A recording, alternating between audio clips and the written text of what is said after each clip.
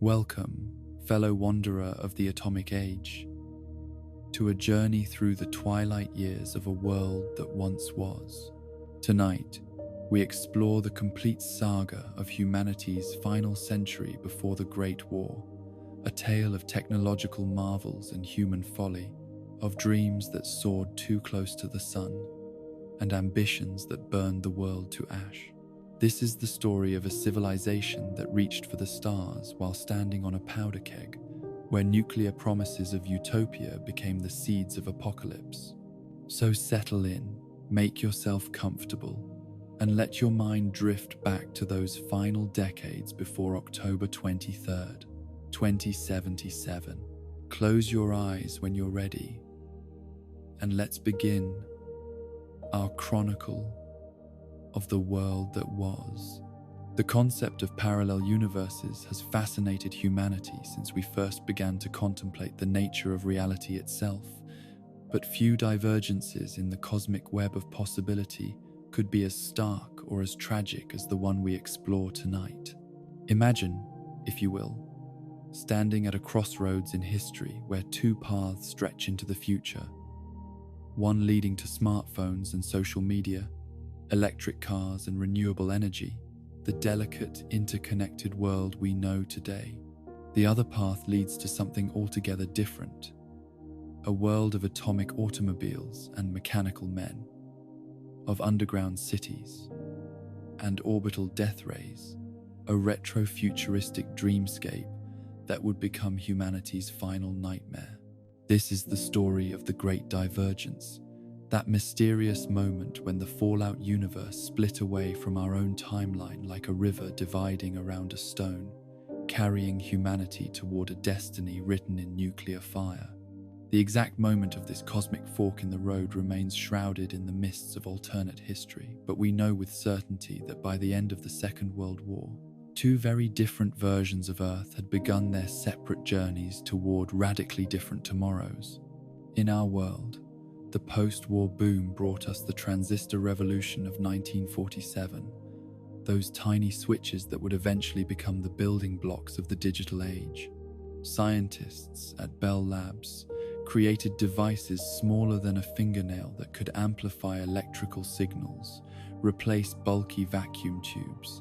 and set the stage for the miniaturization that would define our technological evolution. From these humble beginnings would spring the integrated circuits, microprocessors, and eventually the smartphones that put supercomputers in every pocket, connecting billions of minds across a global information network that would have seemed like magic to our ancestors.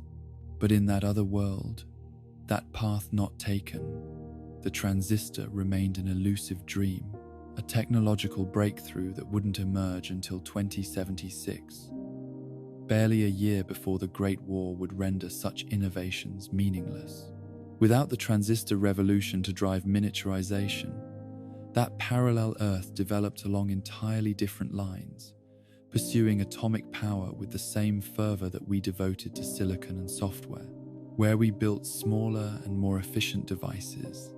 they built bigger and more powerful ones, each machine a testament to humanity's ability to harness the fundamental forces of the universe for both creation and destruction. The absence of transistor technology in the Fallout timeline created a cascade of consequences that shaped every aspect of their civilization. Without the ability to miniaturize electronics, their computers remained room-sized behemoths built from thousands of vacuum tubes, glowing amber cathedrals of computational power that required their own cooling systems and dedicated electrical substations. These machines, for all their bulk and energy consumption, possessed capabilities that would have astounded our ancestors. Artificial intelligences that could hold conversations, control entire city infrastructures, and process information with speeds that bordered on the supernatural. But perhaps more significantly, the lack of transistors meant that the cultural and aesthetic evolution of the Fallout world became frozen in time like insects preserved in atomic amber. The optimistic styling of the 1950s, those sweeping curves and atomic motifs, the faith in nuclear power and scientific progress, the assumption that tomorrow would always be better than today, became not just a phase of cultural development, but a permanent state of being. Fashion, architecture, music, and social norms remained locked in that post-war bubble of American confidence, even as the decades rolled by and the world beneath that cheerful veneer grew darker and more desperate.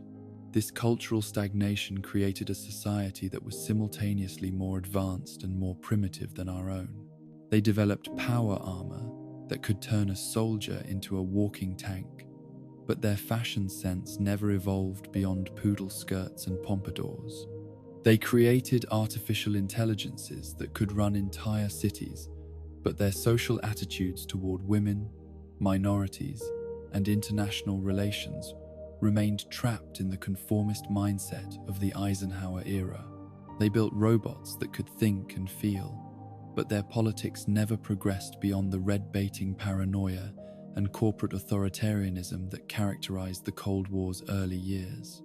The psychological implications of this technological and cultural divergence run deeper than mere aesthetic differences. In our world,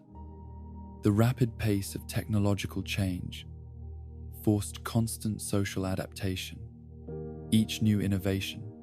bringing new challenges to established norms, new opportunities for previously marginalized groups, new ways of thinking about human relationships and social organization. The computer revolution brought us new forms of art and entertainment, new models of work and collaboration, new concepts of privacy and public discourse that our grandparents could never have imagined. But in the fallout timeline, technological advancement became divorced from social progress. Their society developed incredible tools for surveillance and control, computers that could monitor every citizen, robots that could enforce conformity, weapons that could eliminate dissent, while retaining the moral framework of an earlier, simpler time. This created a civilization that was technologically sophisticated but socially stunted, capable of building underground cities but incapable of questioning why such cities might be necessary. The first clear sign that history had taken a different path came in 1961, when Captain Carl Bell of the United States Space Agency became both the first man in space and space travel's first casualty. His capsule completed exactly one orbit of Earth in 12 minutes, a feat that should have been celebrated as humanity's greatest achievement, before mechanical failure sent him plummeting back to the surface in a ball of fire that illuminated the fundamental differences between our two worlds. In our timeline, Yuri Gagarin's successful orbital flight that same year opened the door to decades of space exploration, technological advancement, and international cooperation that would eventually unite former enemies in the shared project of exploring the cosmos. The space race between America and the Soviet Union drove innovation in countless fields, from materials science to computer technology, creating spillover effects that improved life for millions of people and demonstrated that human ingenuity could overcome any challenge. But Captain Bell's tragic fate seemed to curse the fallout world's relationship with the final frontier. While they would eventually develop spacecraft capable of reaching other planets, their space program remained primarily focused on military applications, orbital weapons platforms rather than scientific research stations, spy satellites instead of communications networks that could bring the world together. The dream of space colonization that motivated so much of their technological development would ultimately serve only to provide escape routes for the wealthy elite when their earthbound civilization finally collapsed. The psychological impact of Bell's death resonated through the decades that followed, creating a space program built on fear rather than wonder, military necessity rather than scientific curiosity, where our astronauts became symbols of human achievement and international cooperation. Their space explorers remained soldiers and spies, carrying the Cold War's paranoid divisions into the cosmic void that should have united humanity in recognition of our shared fragility and common destiny. This militarization of space exploration reflected a deeper pathology in the Fallout world's approach to technological development, where our innovations were often driven by commercial competition and consumer demand, creating devices that people actually wanted to buy and use. Their technology remained primarily focused on military and industrial applications. The atomic-powered cars that became symbols of their consumer culture were marvels of engineering that required uranium fuel rods and generated radioactive exhaust, making them weapons of mass destruction disguised as family transportation. The cultural psychology that embraced atomic automobiles while rejecting transistor radios reveals something profound about the values and assumptions that guided that parallel civilization. They were willing to accept enormous risks and costs in pursuit of raw power and impressive displays of technological capability, but showed little interest in the subtle improvements in efficiency and convenience that drove our own technological revolution. A nuclear-powered car might be impressive, but it was also impractical, dangerous, and expensive. Characteristics that would doom any product in our market-driven economy, but seem to define consumer goods in their military-industrial complex. This preference for spectacular but impractical technology created a society that measured progress in terms of raw energy consumption rather than efficiency or sustainability, where our civilization gradually learned to do more with less, creating devices that used minimal power to achieve maximum functionality. Theirs continued to pursue ever more powerful and energy-intensive solutions to problems that could have been solved more elegantly through better engineering. The result was a technological infrastructure that was both impressive and fragile, capable of amazing feats, but dependent on increasingly scarce resources and increasingly complex supply chains. The absence of transistors also meant that their information technology developed along completely different lines than our own. Without the ability to create portable computers, their society remained centered around large, centralized information systems that could be more easily monitored and controlled by government and corporate authorities. While our distributed computing networks created new forms of democratic participation and grassroots organization, their computer systems reinforced existing power structures and made dissent more difficult to organize or sustain. This technological architecture supported the social and political stagnation that characterized their civilization's final decades. Where our information revolution created new opportunities for entrepreneurship and innovation, their computing infrastructure remained dominated by large corporations and government agencies that had little interest in disruptive change. The result was a society that could build incredible machines, but couldn't adapt to changing circumstances, a civilization that mastered atomic energy but remained enslaved to outdated thinking about human relationships and social organization. The great divergence that separated our world from theirs was ultimately about more than technology. It was about the fundamental values and assumptions that guide human choices when faced with uncertainty and change. Our ancestors chose adaptability over power, efficiency over spectacle, collaboration over domination. Theirs chose the opposite path, creating a civilization that was simultaneously more impressive and more fragile than our own, a technological marvel built on social and psychological foundations that couldn't support the weight of their own achievements. As we settle deeper into contemplation of their lost world, we begin to see how these early choices, transistors versus vacuum tubes, democratic innovation versus military control, gradual progress versus spectacular displays, would shape everything that followed. The road to October 23rd, 2077 began in the laboratories and boardrooms where these fundamental decisions were made, where humanity's future was determined by individuals who could never have imagined the ultimate consequences of their choices. The Great Divergence teaches us that history is not inevitable, that the world we inhabit today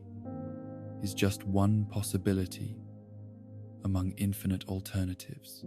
In understanding how their civilization chose differently, we gain insight into our own choices and their consequences, learning to appreciate the delicate balance of forces that created our imperfect but survivable reality,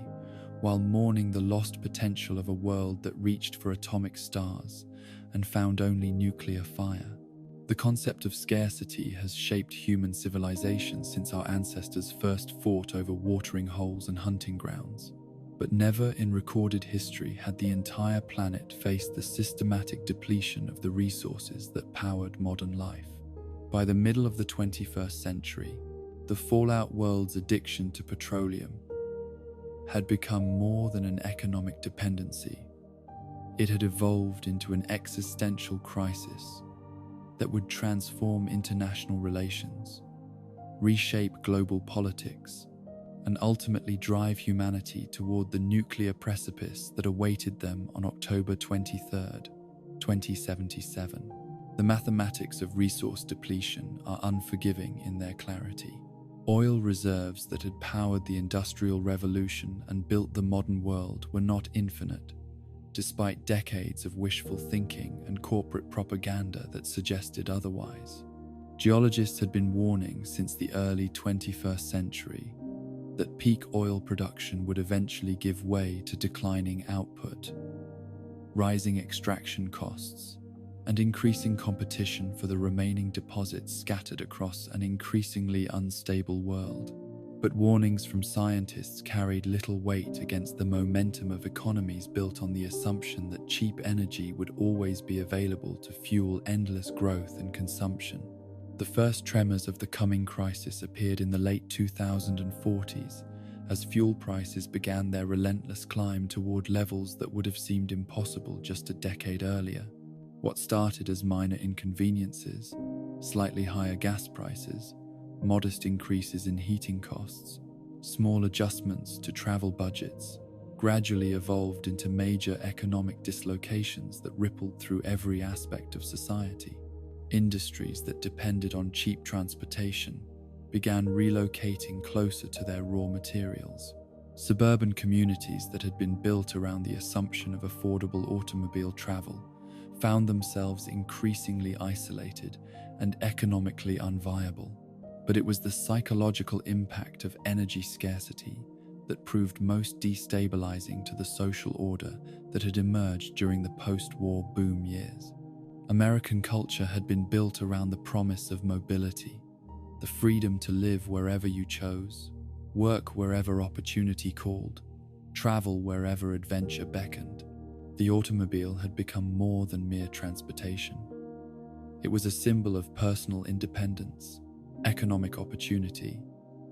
and the democratic ideal that every individual could chart their own course through life. As fuel costs spiraled upward throughout the early 2050s, that foundational promise began to crumble. Families who had moved to distant suburbs found themselves trapped by commuting costs they could no longer afford. Workers who had depended on mobility to find better opportunities discovered that the expense of job searches now exceeded their potential earnings. Young people who had expected to explore the world found their horizons shrinking to whatever destinations could be reached on increasingly precious gasoline rations. The social fabric that had held communities together began to fray as economic pressures forced difficult choices between individual survival and collective responsibility. Neighbors who had once borrowed tools and shared resources began hoarding whatever they could acquire. Community organizations that had depended on volunteer participation found their memberships declining as people focused on immediate family needs rather than broader social obligations. Churches, schools, and civic groups that had served as focal points for local identity began losing the participants who had made their activities possible. This domestic crisis was mirrored and amplified by the international tensions that emerged as nations competed for control over the world's remaining energy resources. The genteel diplomacy that had characterized international relations during the prosperous post-war decades gave way to increasingly aggressive posturing as governments faced the impossible choice between securing resources for their post-war decades, citizens, and maintaining peaceful relationships with their neighbors. Treaties that had seemed permanent were abandoned when they conflicted with national energy security. Alliances that had been built on shared values dissolved when those values conflicted with survival needs. The United States, despite its global military dominance and economic influence, found itself in a particularly vulnerable position as the resource crisis deepened. American society had been built around higher energy consumption per capita than any other civilization in human history. The suburban lifestyle that defined the American dream required enormous amounts of fuel for transportation, heating, cooling, and the industrial processes that supplied consumer goods. When energy became scarce and expensive, the entire social and economic structure that had made America prosperous began to show signs of serious strain. President Martinez's decision to invade Mexico in 2052 represented a fundamental shift in American foreign policy, from diplomacy to resource extraction by military force. The official justification focused on national security and the need to protect American citizens from economic disruption. But the underlying logic was brutally simple. Mexico possessed oil reserves that America needed, and military conquest was more expedient than negotiated purchase agreements that might not guarantee sufficient supply volumes or acceptable prices. The invasion itself was swift and efficient, demonstrating the overwhelming technological advantages that American forces possessed over their southern neighbors. Advanced weapons systems, superior logistics capabilities, and comprehensive intelligence networks allowed the United States military to achieve its tactical objectives with minimal casualties among their own forces. Mexican resistance was fierce but futile, lacking the resources necessary to mount effective opposition against an occupying force that controlled the air, dominated communications networks, and could resupply its forward positions faster than defenders could organize counterattacks. But military success in achieving tactical objectives did not translate into strategic success in solving the underlying energy crisis that had motivated the invasion.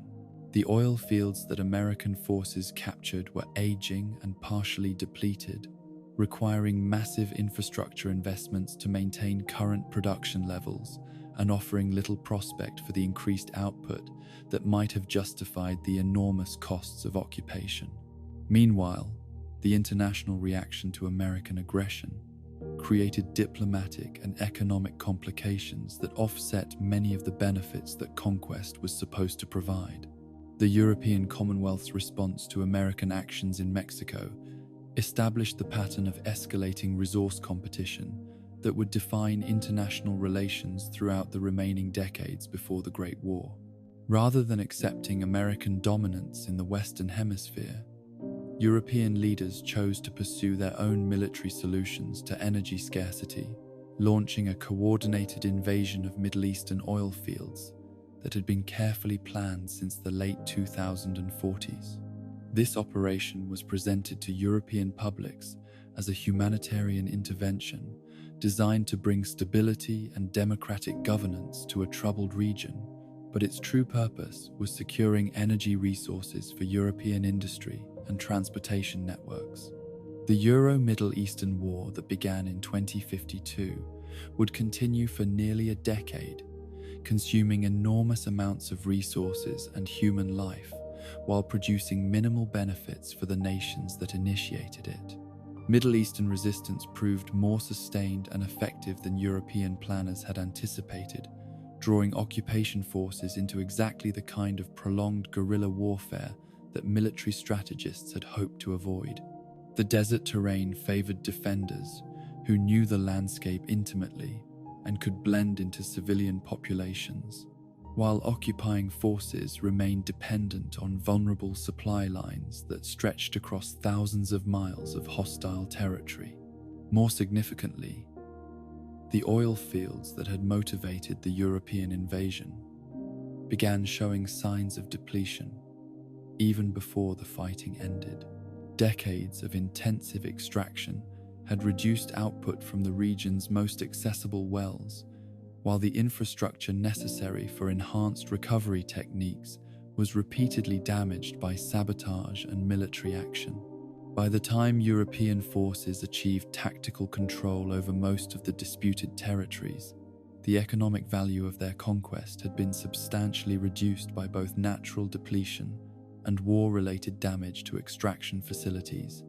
The environmental consequences of these resource wars extended far beyond the immediate combat zones, creating ecological damage that would persist for generations and contribute to the cascade of problems that would ultimately trigger the Great War. Military operations in oil-producing regions inevitably resulted in massive spills, fires, and chemical contamination that poisoned soil and water supplies across vast areas. The weapons used in these conflicts included experimental, chemical, and biological agents that caused genetic damage in both human and animal populations. Even conventional explosives created dust clouds and debris fields that interfered with regional weather patterns and agricultural productivity. These environmental impacts were particularly severe because they occurred in regions that were already stressed by climate change and overexploitation of natural resources. The Middle East had been experiencing unprecedented drought conditions throughout the 2040s, making water even more precious than oil for local populations. European military operations disrupted irrigation systems and contaminated aquifers that had supported agriculture for thousands of years. The result was refugee migrations on a scale that overwhelmed neighboring countries and created new sources of international tension and conflict. The collapse of the United Nations as an effective forum for international dispute resolution marked the end of the post-World War II international order and the beginning of a more chaotic period when military force became the primary tool for resolving conflicts between nations. The organization that had been created to prevent exactly the kind of resource wars that were now consuming the globe found itself paralyzed by competing national interests and the veto power that prevented decisive action when major powers disagreed about fundamental questions of justice and resource allocation. Member nations began withdrawing from UN obligations and agreements when those commitments conflicted with their perceived national security interests. International law became increasingly meaningless as governments chose unilateral military action over diplomatic negotiation. The humanitarian organizations that had depended on UN coordination found themselves unable to operate effectively in conflict zones where belligerent powers refused to guarantee safe passage or respect for civilian populations. The psychological impact of the UN's collapse on global public opinion cannot be understated. For generations, the international community had maintained at least the illusion that conflicts between nations could be resolved through dialogue, compromise, and appeal to shared human values. When that illusion shattered, it left populations around the world feeling vulnerable to forces beyond their control and suspicious of any authority that claimed to represent interests larger than immediate survival needs. This breakdown of international cooperation accelerated the arms race that would ultimately produce the weapons used in the Great War. Nations that could no longer depend on diplomatic protection or international law to guarantee their security began investing unprecedented resources in military capabilities that might deter aggression or ensure victory if deterrence failed. Defense spending that had been criticized as excessive during the prosperous post-war decades now seemed inadequate to meet the security challenges that were emerging. As resources became scarce and international agreements became unreliable, the development of nuclear weapons during this period reflected the desperate logic of nations that had abandoned hope for peaceful resolution of fundamental conflicts over resource allocation. If military force was to be the final arbiter of international disputes, then nuclear weapons offered the possibility of achieving decisive victory or inflicting unacceptable costs on potential aggressors. The massive destructive power of atomic weapons might serve as the ultimate deterrent, preventing conflicts that conventional forces could not resolve without catastrophic casualties on all sides. But the same logic that made nuclear weapons attractive as deterrents also made them tempting as tools for resource extraction and territorial conquest. A nation that possessed overwhelming nuclear superiority might be able to secure resources through threats rather than actual warfare, avoiding the enormous costs of prolonged military campaigns while achieving the same strategic objectives. This possibility encouraged nuclear proliferation among nations that lacked conventional military capabilities sufficient for securing their resource needs through traditional conquest. The first nuclear exchange since World War II occurred during the European occupation of the Middle East, when unknown terrorists detonated a nuclear device in Tel Aviv, killing hundreds of thousands of civilians,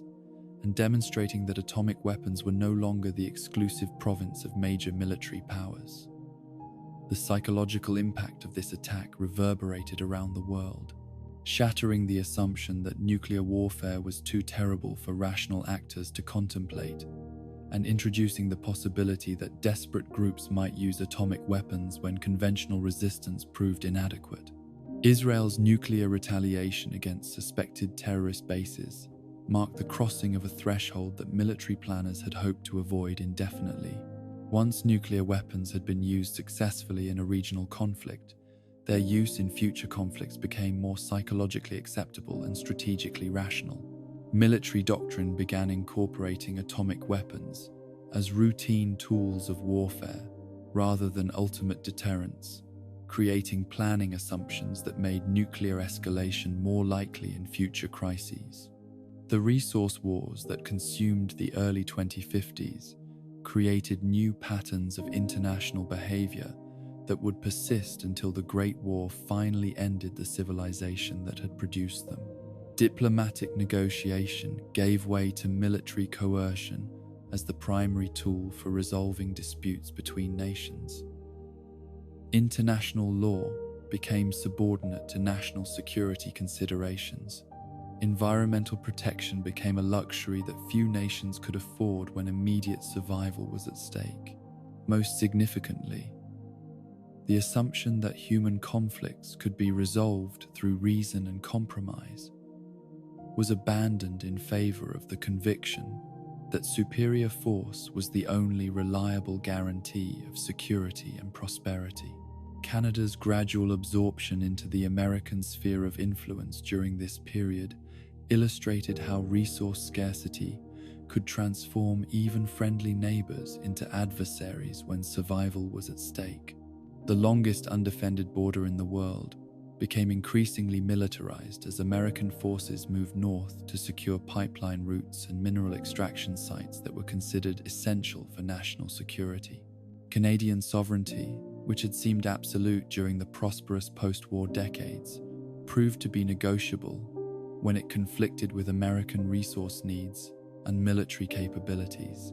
The Canadian resistance movements that emerged in response to American encroachment demonstrated the same pattern of escalating violence that characterized resource conflicts around the world. What began as peaceful protests and diplomatic objections gradually evolved into sabotage operations and guerrilla warfare as it became clear that legal and political remedies were inadequate to protect Canadian interests against American military power. The transformation of ordinary citizens into violent resistance fighters reflected the desperation that resource scarcity created in populations that had previously enjoyed security and prosperity. But perhaps the most significant long-term consequence of the resource wars was the psychological conditioning that prepared entire populations for the total warfare that would characterize the final years before the Great War. Civilians who had grown up expecting peace, prosperity, and international cooperation learned to accept military occupation, resource rationing, and the constant threat of violence as normal features of daily life. The moral constraints that had limited warfare during earlier conflicts were gradually eroded as survival became more important than ethical considerations. This psychological transformation was particularly evident in the United States, where the invasion of Mexico marked the beginning of a more aggressive and militaristic approach to international relations that would ultimately lead to the annexation of Canada and the Sino-American War. American public opinion, which had been shaped by decades of Cold War propaganda, emphasizing democratic values and respect for national sovereignty, gradually accepted the logic of resource wars that made military conquest preferable to diplomatic compromise when vital interests were at stake. The economic disruptions caused by energy scarcity also accelerated technological developments that would play crucial roles in the final conflicts before the Great War. The same fuel shortages that motivated military conquest also encouraged research into alternative energy sources, including the fusion and fission technologies that would power both civilian infrastructure and military weapons systems during the 2060s and 70s. The urgency created by resource constraints compressed development timelines and encouraged technological risks that would have been unacceptable during more stable periods. By 2055, when the European withdrawal from the Middle East marked the effective end of the Euro-Middle Eastern War, the international system that had maintained relative peace for nearly a decade after World War II had been completely transformed. Resource scarcity had proven stronger than diplomatic tradition. Military force had displaced international law, and the threat of nuclear warfare had become a routine element of strategic planning. The stage was set for the escalating conflicts that would consume the next 2 decades and ultimately trigger the Great War that would end human civilization as it had existed since the Industrial Revolution. The resource wars of the 2050s were not merely conflicts over oil and uranium. They were the birth pangs of a new world order based on scarcity, competition, and the conviction that survival justified any action that might secure the resources necessary for continued existence. The nations and populations that emerged from these conflicts were psychologically prepared for total warfare, technologically equipped for mass destruction, and politically committed to pursuing their interests without regard for the consequences that such pursuit might have for human civilization as a whole. As we drift deeper into contemplation of these lost decades, we begin to understand how the choices made during the resource wars would shape everything that followed. The development of power, armor, and energy weapons, the construction of underground shelters and orbital platforms, the political alliances and technological innovations that would define the final years before October 23, 2077. The road to nuclear apocalypse was paved with the decisions made by leaders who believed they were securing their nation's futures while actually ensuring humanity's destruction. The promise of atomic power had captivated the human imagination. Since the moment Einstein's famous equation revealed the enormous energies locked within the heart of matter itself, but nowhere did that promise find more enthusiastic expression than in the consumer culture of pre-war America. By the 2050s, nuclear technology had evolved from a military secret, shrouded in classified research, to the foundation of a new way of life that promised to liberate humanity from the drudgery of manual labor and the limitations of conventional energy. Sources. Every aspect of daily existence was being reimagined through the lens of atomic possibility, creating a society that was simultaneously more advanced and more vulnerable than any civilization in human history. The transformation began in the laboratories where scientists and engineers worked to miniaturize the massive reactor technologies that had powered the first atomic weapons and electricity generation plants. The breakthrough came with the development of microfusion cells, power sources no larger than a car battery that could provide clean, efficient energy for decades without maintenance or refueling. These miraculous devices represented the culmination of decades of research into controlled nuclear reactions, creating stable fusion processes that could be contained within portable units, small enough to power individual machines, vehicles, or even household appliances. The psychological impact of portable nuclear power extended far beyond its practical applications, fundamentally altering how Americans thought about energy, consumption, and their relationship with the natural world. Previous generations had lived with the constant awareness that energy was finite and expensive. Every gallon of gasoline, every kilowatt of electricity, every BTU of heating fuel represented a cost that had to be calculated against other needs and desires. But microfusion technology promised to eliminate those constraints, offering virtually unlimited energy at costs so low that consumption itself became a form of patriotic expression rather than a burden on family budgets. The Corvega automobile became the perfect symbol of this atomic optimism, representing everything that pre-war American culture valued about individual freedom, technological progress, and consumer choice. At $199,999.99, the Corvega was not merely expensive but deliberately exclusive,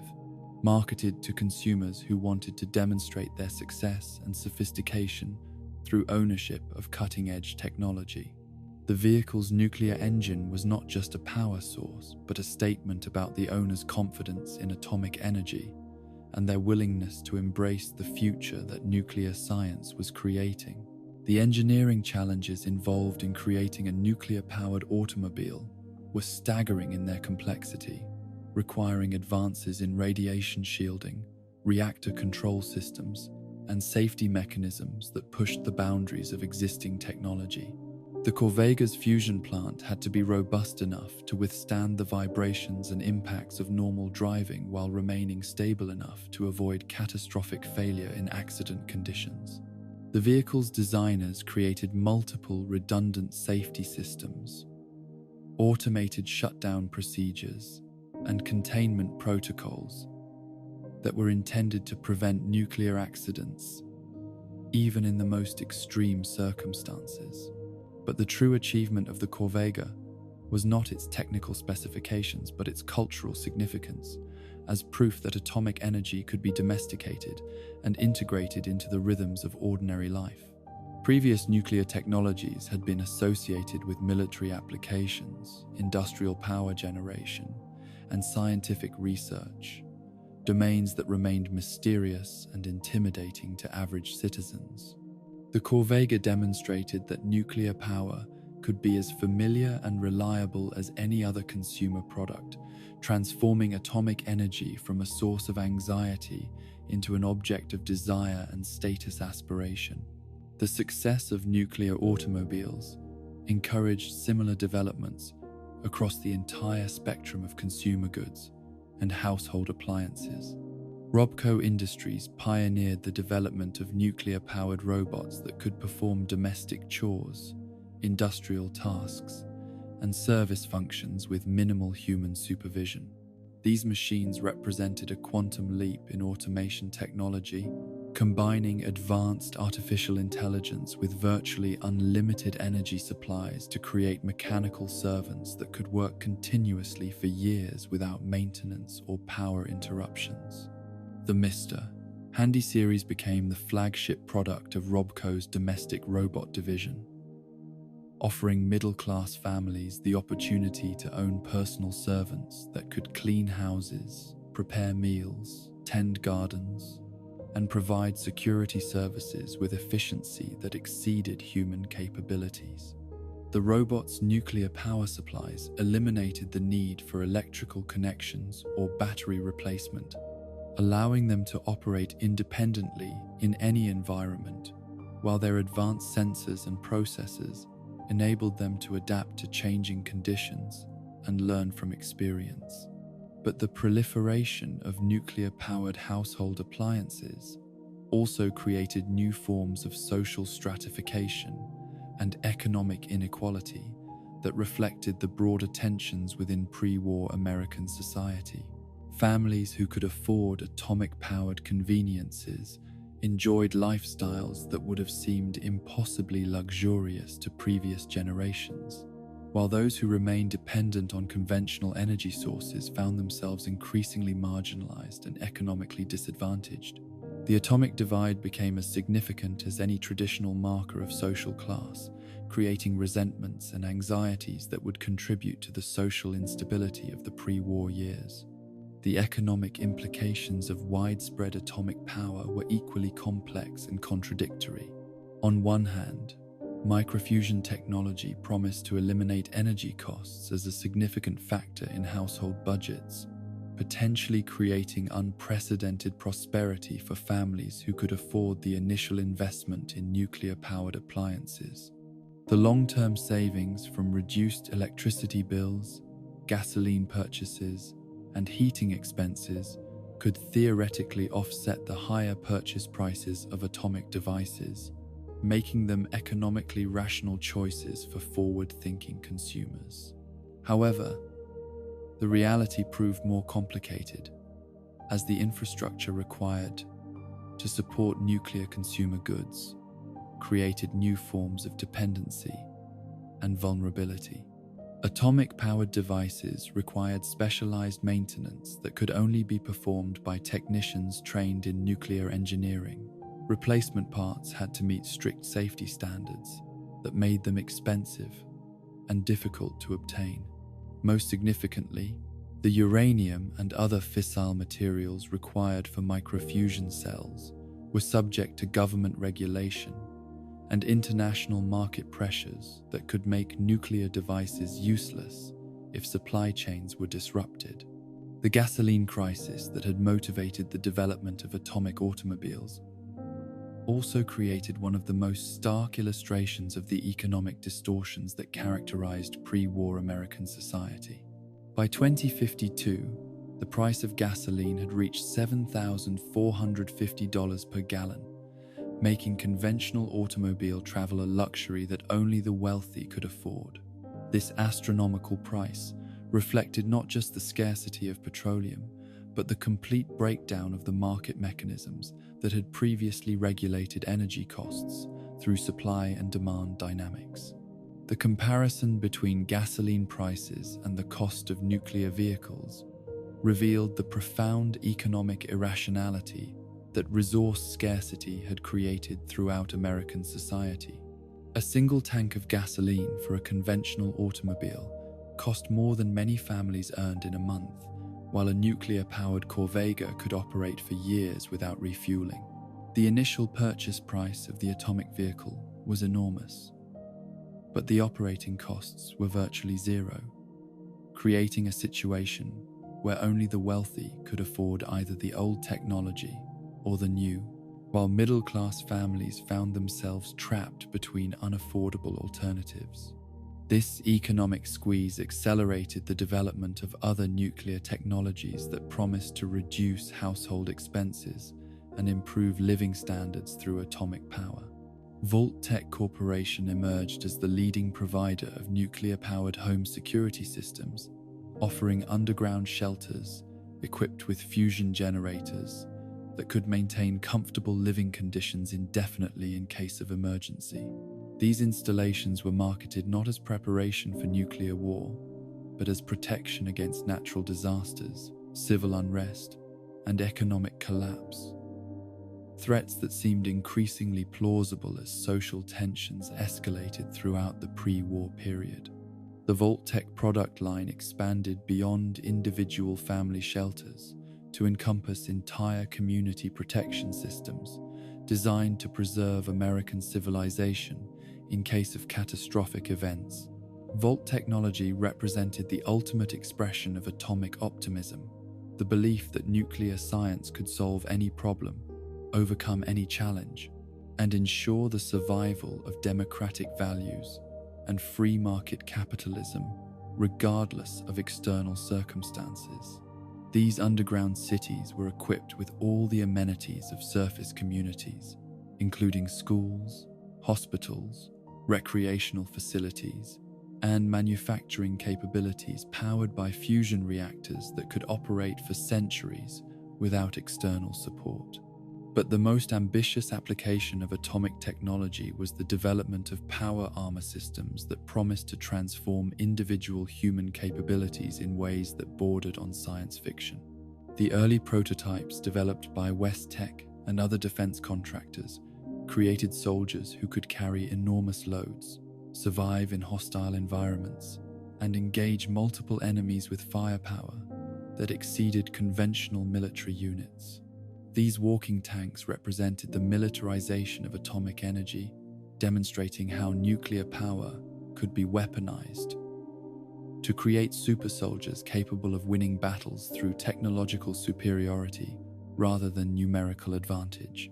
The power armor development program reflected the same atomic optimism that characterized civilian nuclear technologies, based on the assumption that sufficient application of nuclear energy could solve any military problem regardless of its complexity.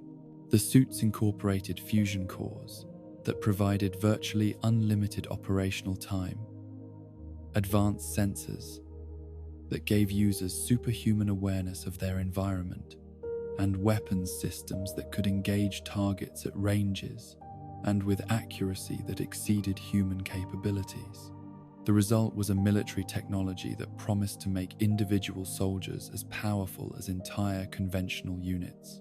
The social implications of power armor technology extended far beyond military applications, raising fundamental questions about the nature of human enhancement and the relationship between technology and individual identity. Soldiers who wore power armor became something more than human, faster, stronger, more durable, and more lethal than unaugmented individuals.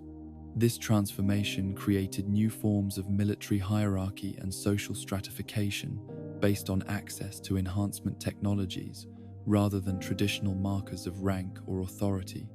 The 13 commonwealths that replaced the traditional state system during this period represented another attempt to use administrative reorganization to solve problems that were fundamentally rooted in resource scarcity and social inequality. The federal government's decision to restructure American political geography reflected recognition that the existing state boundaries were inadequate for managing the challenges created by atomic technology, energy crises, and international tensions. The Commonwealth system was designed to create larger, more efficient administrative units that could coordinate nuclear defense, resource allocation, and industrial production more effectively than the traditional federal structure. The new flag that celebrated this reorganization, 13 stars surrounding a central star, symbolized both the atomic age and the federal unity that nuclear technology was supposed to preserve and strengthen. The central star represented the federal government's role in coordinating atomic energy policy, while the surrounding stars represented the commonwealths that would implement federal policies at the regional level. This symbolism reflected the widespread belief that atomic science could strengthen democratic institutions by providing the technological foundation for unprecedented prosperity and security. But the Commonwealth reorganization also reflected growing concerns about social stability and the federal government's ability to maintain order in a society that was being transformed by atomic technology faster than its institutions could adapt. The resource wars, energy crises, and international tensions that characterized the pre-war period created pressures that strained traditional governmental structures beyond their capacity to respond effectively. The Commonwealth system was designed to create more resilient administrative arrangements that could maintain essential services, even if national-level coordination was disrupted by war or other catastrophic events. The development of orbital weapons platforms during this period represented the ultimate extension of atomic optimism into the realm of space-based military capabilities. These installations promised to provide defensive coverage for the entire North American continent, while demonstrating American technological superiority to potential adversaries around the world. The engineering challenges involved in constructing and maintaining orbital facilities were enormous, requiring advances in spacecraft design, life support systems, and remote manufacturing that pushed the boundaries of existing technology. But the psychological significance of orbital weapons exceeded their military value, serving as symbols of American confidence in atomic science and technological progress. The ability to construct and operate military installations in space demonstrated that nuclear energy could overcome any challenge, including the fundamental limitation of Earth's gravity that had confined previous civilizations to terrestrial activities. These achievements suggested that American civilization was entering a new phase of development where traditional constraints on human activity would be eliminated through sufficient application of atomic technology. The robotic workforce that emerged during this period represented perhaps the most profound transformation of daily life since the Industrial Revolution, creating new forms of economic organization and social relationships that reflected both the promises and perils of atomic automation. Nuclear-powered robots could perform virtually any task that required physical strength, manual dexterity, or information processing, potentially eliminating the need for human labor in manufacturing, agriculture, construction, and service industries. This technological revolution promised to create unprecedented prosperity by reducing production costs and eliminating the human suffering associated with dangerous or repetitive work. The economic implications of widespread robotic automation were complex and contradictory, offering both enormous opportunities and serious threats to existing social arrangements. On one hand, robot workers could produce goods and services more efficiently than human employees, potentially reducing costs and improving quality across all sectors of the economy. The elimination of labor costs could make products more affordable, while the elimination of workplace injuries and labor disputes could create more stable business environments that encouraged long-term investment and planning. However, the displacement of human workers by robotic automation also created new forms of economic inequality and social tension that reflected broader concerns about the distribution of benefits from atomic technology. Families who owned robots enjoyed unprecedented prosperity, while workers whose jobs had been eliminated by automation faced unemployment and economic insecurity that existing social programs were inadequate to address. The result was a bifurcated society where atomic technology created extreme wealth for some while creating economic displacement for others. The educational implications of atomic technology were equally complex, as schools and universities struggled to prepare students for a world that was being transformed by nuclear science faster than educational institutions could adapt their curricula. Traditional subjects like history and literature seemed less relevant in a world where atomic energy was eliminating historical constraints on human activity, while new fields like nuclear engineering and robotic programming became essential for economic success, but were too specialized for general education programs. The healthcare applications of atomic technology promised to revolutionize medical treatment through radiation therapies, nuclear-powered diagnostic equipment, and robotic surgical systems that could perform procedures with precision that exceeded human capabilities. These developments offered hope for curing diseases that had plagued humanity for millennia while extending human lifespans beyond anything that previous generations could have imagined. The combination of atomic science and medical technology suggested that death itself might become optional for individuals who could afford access to advanced treatment options. But the medical applications of nuclear technology also created new forms of inequality and ethical dilemmas that reflected broader concerns about the social distribution of atomic benefits. Advanced nuclear medical treatments were expensive and required specialized facilities that were only available in major urban centers, creating geographic and economic barriers that prevented many Americans from accessing potentially life-saving care. The result was a healthcare system where atomic technology could perform miracles for those who could afford it, while others continued to suffer from diseases that were theoretically curable but practically beyond their economic reach. The entertainment industry that emerged during this period reflected both the optimism and anxiety that atomic technology created in American popular culture. Science fiction films, television shows, and literature celebrated the possibilities of nuclear science, while also exploring the potential dangers of technologies that seemed too powerful for human control. The atomic age produced cultural works that were simultaneously utopian and dystopian, reflecting the ambivalent relationship that American society had developed with nuclear power and its implications for human civilization. The architectural styles that characterized the atomic age reflected similar ambivalence about the relationship between technology and human values. Buildings constructed during this period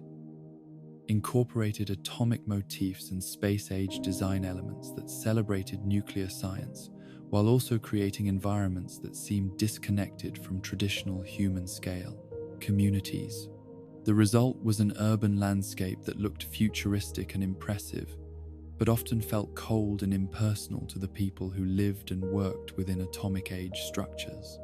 As we contemplate the final years of this atomic dream, we begin to see how the technologies that promised to liberate humanity from traditional constraints also created new forms of dependency and vulnerability that would prove catastrophic when the international system finally collapsed. The same nuclear science that powered consumer conveniences and military systems would ultimately provide the means for human civilization to destroy itself more completely than any previous catastrophe in recorded history. The atomic age that began with such hope and promise would end with the Great War that transformed the Earth itself into a monument to humanity's technological hubris and political failures. The invisible war that raged beneath the surface of international diplomacy during the final decades before the Great War was fought not with conventional armies or traditional weapons, but with microscopic agents of death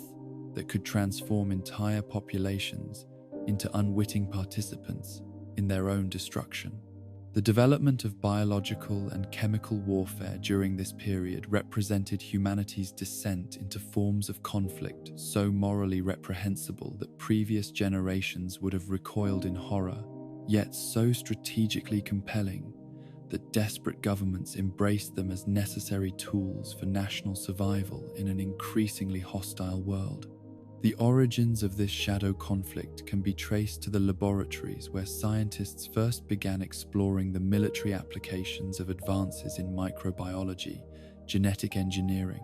and biochemical research that had initially been developed for peaceful purposes. The same techniques that promised to cure cancer and eliminate genetic diseases could also be used to create pathogens specifically designed to kill or incapacitate enemy populations. The same industrial processes that manufactured life-saving pharmaceuticals could be repurposed to produce chemical agents that would cause suffering on a scale that conventional weapons could never achieve. The The psychological barriers that had previously prevented the development of biological weapons began to erode as international tensions escalated and traditional military strategies proved inadequate for securing national objectives in an old, increasingly resource-constrained world. Military planners who had once viewed chemical and biological warfare as violations of fundamental human decency began to see them as potentially decisive advantages that could achieve victory without the enormous costs in money, materials, and manpower that conventional conflicts required. The Chinese People's Liberation Army emerged as the early leader in biological warfare development, creating research programs that combined traditional military objectives with cutting-edge scientific techniques to produce weapons that could target specific genetic markers, exploit particular vulnerabilities in human immune systems, or remain dormant for extended periods before activating to cause maximum disruption to enemy societies. These programs operated in complete secrecy, hidden within legitimate medical research institutions and pharmaceutical companies that provided perfect cover for activities that violated every international treaty governing the conduct of warfare. Chinese biological weapons represented a quantum leap in the sophistication and effectiveness of non-conventional military capabilities, moving beyond the crude chemical agents that had characterized earlier conflicts to create designer pathogens that could be tailored to achieve specific tactical and strategic objectives. Some agents were designed to cause immediate death or incapacitation, creating battlefield advantages similar to those provided by conventional weapons, but with the additional benefit of being virtually undetectable until symptoms appeared. Others were engineered to cause long-term health problems that would burden enemy healthcare systems and reduce military recruitment pools without creating obvious evidence of biological warfare. The most insidious Chinese biological weapons were those designed to affect reproduction and child development, creating effects that would not become apparent for years or decades, but would gradually weaken enemy populations through reduced birth rates, increased infant mortality, and developmental disabilities that would reduce the intellectual and physical capabilities of future generations. These weapons represented warfare on a temporal scale that exceeded traditional military thinking, aiming not just to defeat current enemies, but to ensure that those enemies would remain weak and vulnerable indefinitely. American intelligence agencies gradually became aware of Chinese biological warfare capabilities through intercepted communications, defecting scientists, and analysis of disease outbreaks in regions where Chinese forces had operated. The evidence painted a disturbing picture of a comprehensive biological weapons program that exceeded anything American military planners had previously contemplated, creating urgent pressure for the United States to develop equivalent capabilities or risk devastating attacks that could cripple American military forces and civilian populations without warning. The American response to Chinese biological warfare capabilities reflected the same pattern of escalating competition that characterized other aspects of the pre-war arms race, with initial defensive research gradually expanding into offensive programs that matched or exceeded the capabilities that potential enemies were believed to possess. Wasteland Research Corporation emerged as the primary contractor for American biological warfare development, bringing together teams of microbiologists, genetic engineers, and weapons specialists in facilities that operated under the highest levels of security classification. The development of Limit 115 represented the American military's first serious attempt to create a biological weapon that could match the sophistication and effectiveness of Chinese agents that had been identified through intelligence gathering and analysis of suspected attacks on American personnel overseas. The project codename reflected the weapon's intended function: to limit enemy population growth by causing sterility in infected individuals, creating long-term strategic advantages without the immediate casualties that might provoke nuclear retaliation or international condemnation. The scientific challenges involved in creating Limit 115 pushed American biological research to the limits of existing knowledge and capability, requiring advances in genetic engineering, viral modification, and delivery systems that had never been attempted on such a scale. The weapon needed to be contagious enough to spread effectively through enemy populations, but stable enough to remain viable during storage and deployment. It had to be specific enough to avoid affecting American personnel who might be exposed during military operations, but general enough to be effective against diverse enemy populations with different genetic backgrounds.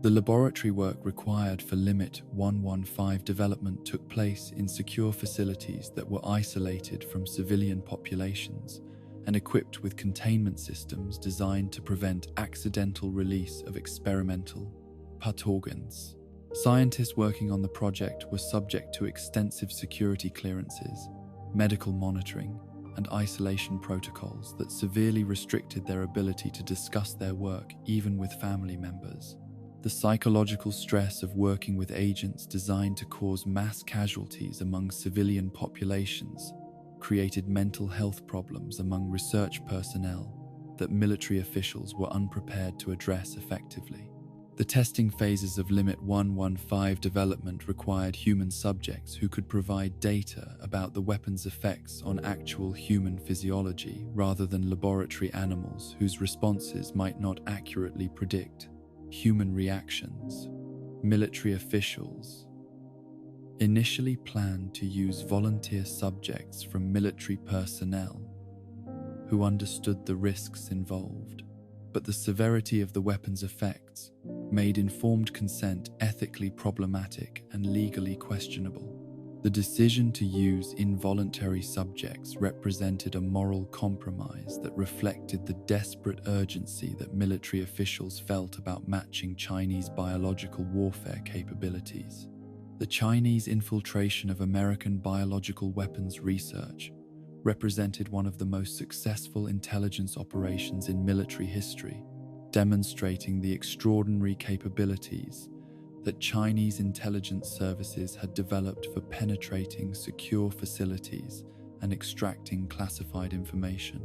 Chinese agents had been positioned within Waste-Tec and other research facilities for years before Limit 115 development began, providing them with advanced knowledge of American biological weapons programs and opportunities to sabotage research efforts or steal samples of experimental agents. The theft of Limit 115 samples by Chinese operatives created a disaster that exceeded anything American military planners had anticipated when they authorized the biological weapons program. Instead of using the stolen samples to develop countermeasures or create improved versions for Chinese military use, the operatives released Limit 115 into American civilian populations in major cities across the United States. The result was a biological warfare attack on American soil that killed hundreds of thousands of civilians and demonstrated the vulnerability of American society to weapons that the American military had created for use against foreign enemies. The spread of Limit 115 through American cities created panic and social disruption that threatened to destabilize the entire political and economic system that the biological weapons program had been intended to protect. Hospitals were overwhelmed with victims whose symptoms were unlike anything medical professionals had previously encountered. Emergency response systems broke down under the burden of treating casualties on a scale that exceeded their capacity. Most significantly, the knowledge that biological weapons were being used against American civilians created fear and paranoia that made normal social and economic activities increasingly difficult to maintain. The government's response to the Limit 115 attack required deploying military forces in American cities for the first time since the Civil War, creating scenes that shocked American civilians who had never expected to see power-armored soldiers patrolling their neighborhoods or checkpoints, restricting movement between different areas of their own cities. The militarization of domestic law enforcement reflected the complete breakdown of traditional distinctions between military and civilian authority that had been fundamental to American democratic tradition since the founding of the Republic. The renaming of Limit 115 as the new plague reflected both the weapon's effects on American society and the government's attempt to manage public understanding of what had occurred. By using terminology that suggested a natural disease outbreak rather than a biological warfare attack, officials hoped to reduce panic while maintaining the secrecy that biological weapons programs required. The name change also facilitated the development of propaganda narratives that blamed Chinese aggression while avoiding detailed discussion of American biological weapons development that had made the attack possible. The new plague's resemblance to historical disease outbreaks like the Black Death that had devastated medieval Europe was not coincidental, but reflected the deliberate design choices that had guided Limit 115. Development. Military planners had studied historical plagues to understand how disease outbreaks affected social stability, economic productivity, and military capability, incorporating lessons from past disasters into weapons designed to create similar effects in modern societies. The result was a biological agent that combined the lethality of natural plagues with the precision and controllability that modern biotechnology could provide. The recurring outbreaks of the new plague throughout the 2050s and 60s demonstrated the long-term effects that biological weapons could have on societies that had been targeted for attack. Unlike conventional weapons that caused immediate damage and then required rebuilding efforts, biological agents created ongoing cycles of infection, recovery, and reinfection that prevented normal social and economic activities from returning to pre-attack levels. The result was a form of warfare that achieved strategic objectives through gradual degradation of enemy capabilities rather than decisive battlefield victories. Vault-Tec's transition from biological weapons research to antiviral development reflected the circular logic that characterized much of the pre-war arms race, with defensive research creating capabilities that could easily be repurposed for offensive applications. The company's work on treatments for the new plague required deep understanding of the pathogen's structure and behavior, knowledge that could be used to create improved versions of the original weapon, or entirely new biological agents with different characteristics and effects. The failure of Vault-Tec's antiviral research to produce effective treatments for the new plague was not entirely accidental, but reflected the inherent difficulties of creating countermeasures for weapons that had been specifically designed to resist treatment. The same genetic engineering techniques that made biological weapons effective also made them adaptable, allowing them to evolve and mutate in ways that could overcome therapeutic interventions. The result was an arms race between weapons development and medical countermeasures that consistently favored offensive capabilities over defensive ones. The government's decision to use biological weapons for domestic population control represented the complete abandonment of the moral and legal constraints that had traditionally limited government power over civilian populations. The new plague provided cover for policies that eliminated dissent, reduced economic demands on scarce resources, and created social conditions that made authoritarian control easier to maintain. What had begun as a weapon intended for use against foreign enemies became a tool for managing domestic populations that were becoming increasingly difficult to govern through traditional democratic means. The Pan-Immunity Virion project represented the logical extension of biological weapons research into enhancement technologies that could provide American military personnel with advantages that exceeded those available to unmodified human soldiers. The project's official objective was protecting American forces from Chinese biological weapons, but the research quickly expanded to explore the possibility of creating super soldiers whose physical and mental capabilities had been enhanced through genetic modification and controlled viral infection. The transformation of the pan-immunity virion project into the forced evolutionary virus program reflected the military's recognition that biological enhancement could provide strategic advantages that conventional weapons and training could not achieve. Soldiers who had been infected with FEV demonstrated increased strength, endurance, and intelligence that made them more effective in combat, while also making them more resistant to biological and chemical weapons that might be used against them by enemy forces. The human experimentation that FEV development required pushed American medical research beyond any ethical boundaries that had previously constrained scientific inquiry, creating programs that treated military personnel as test subjects for enhancement technologies that had not been proven safe or effective. The volunteers who participated in early FEV trials believed they were contributing to defensive research that would protect American forces from biological attacks, not realizing that they were being used to develop enhancement technologies that would fundamentally alter human nature itself. The Army's takeover of FEV research from civilian contractors reflected the military's growing recognition that biological enhancement technologies were too important to be left to private companies that might have competing priorities or security vulnerabilities.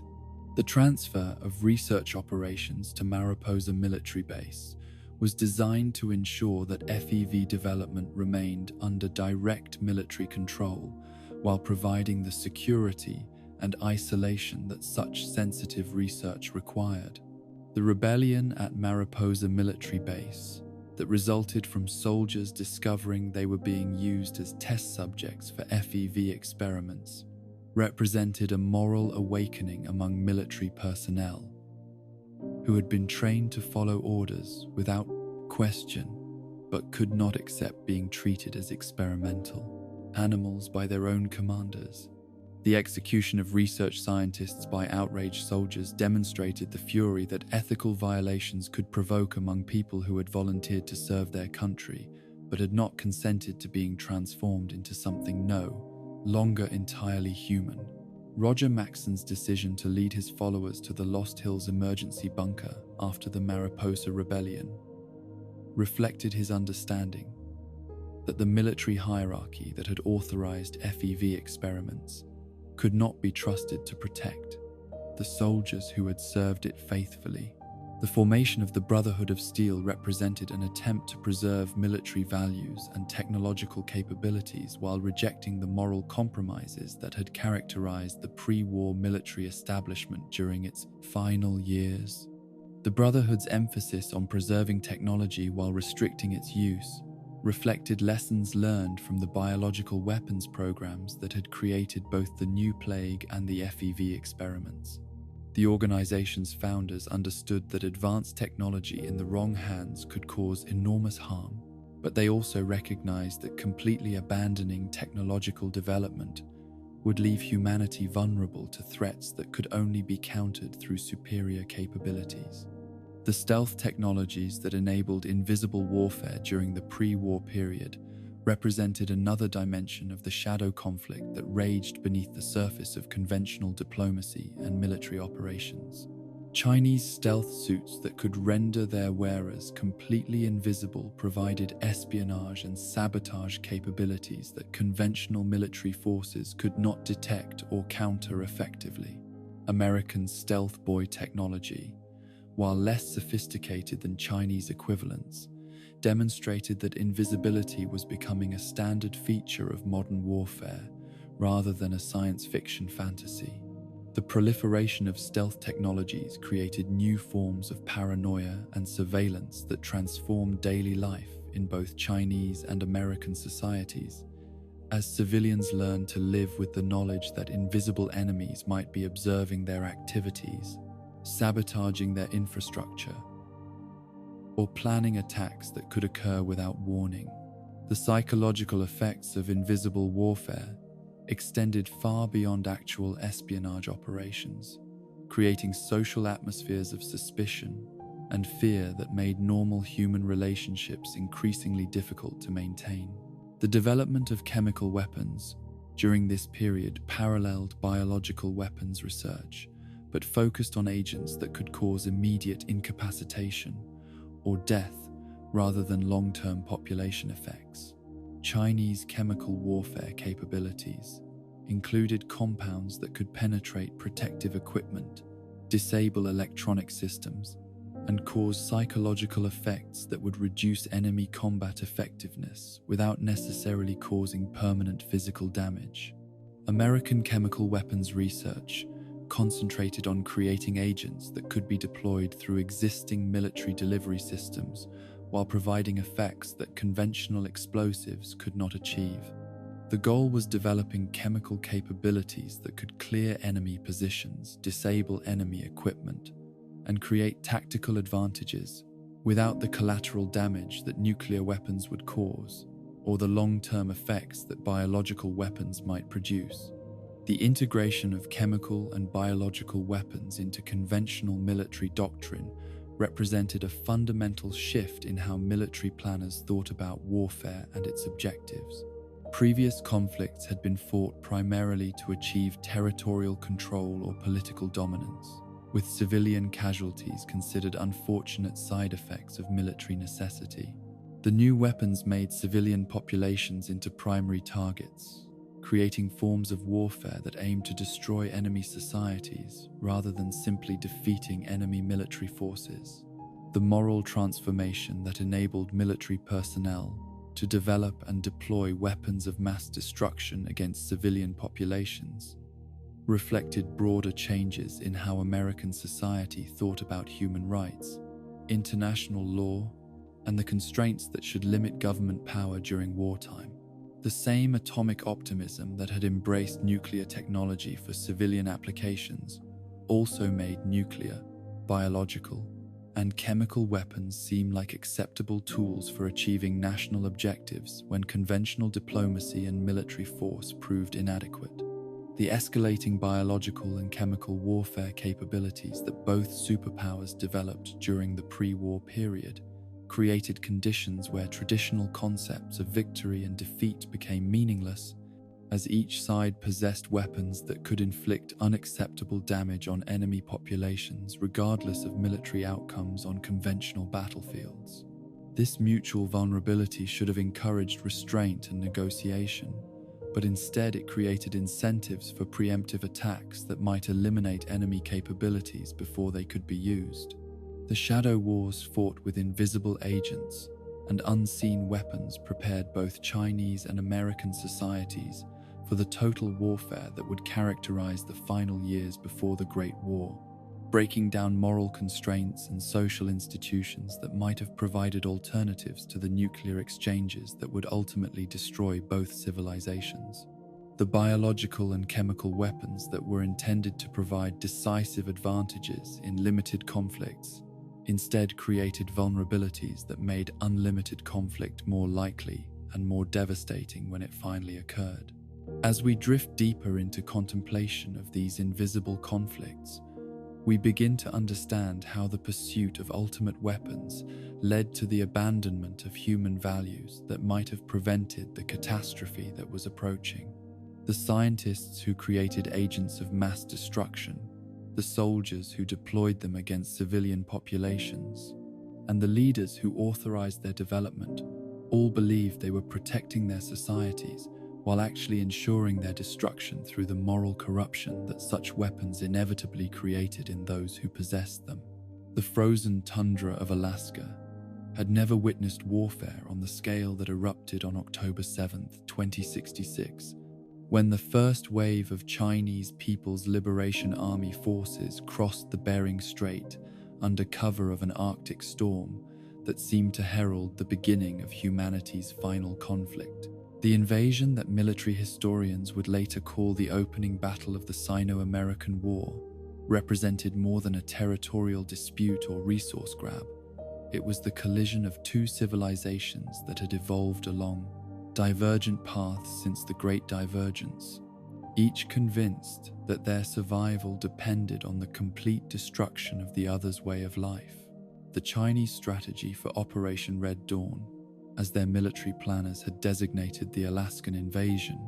reflected decades of careful preparation and intelligence gathering that had identified Alaska's energy infrastructure as the critical vulnerability in America's resource security network. The Trans-Alaska Pipeline System represented not just an economic asset, but a strategic choke point that supplied nearly 40% of America's remaining domestic oil production. Chinese military analysts understood that severing this lifeline would cripple American military capabilities while demonstrating Chinese power projection capabilities that could threaten any American installation anywhere in the world. The amphibious assault that brought Chinese forces across the Bering Strait utilized technologies that American intelligence services had underestimated, despite years of warnings from military analysts who recognized the growing sophistication of Chinese naval capabilities. Stealth submarines equipped with nuclear propulsion systems had positioned themselves along the American coast weeks before the invasion began, creating underwater supply lines that could support sustained military operations without detection by American surveillance systems. These vessels represented engineering achievements that rivaled anything in the American nuclear fleet, while incorporating stealth technologies that made them virtually invisible to existing sonar and radar systems. The Chinese invasion force that landed on Alaskan beaches represented a combined arms approach that integrated conventional military capabilities with advanced technologies that had never been tested in actual combat conditions. Power armor prototypes that rivaled early American models protected Chinese assault troops while giving them mobility and firepower advantages that overwhelmed Alaskan National Guard units that had been equipped and trained for conventional warfare scenarios. These walking tanks demonstrated that Chinese military technology had achieved parity with American capabilities, while incorporating design innovations that reflected different philosophical approaches to mechanized warfare. The biological weapons that Chinese forces deployed during the initial assault created casualties among American defenders that exceeded anything conventional weapons could have achieved, while demonstrating the extent to which both superpowers had abandoned moral constraints that had traditionally limited warfare between civilized nations. Engineered pathogens that had been designed specifically to target genetic markers common among American military personnel caused respiratory failure, neurological damage,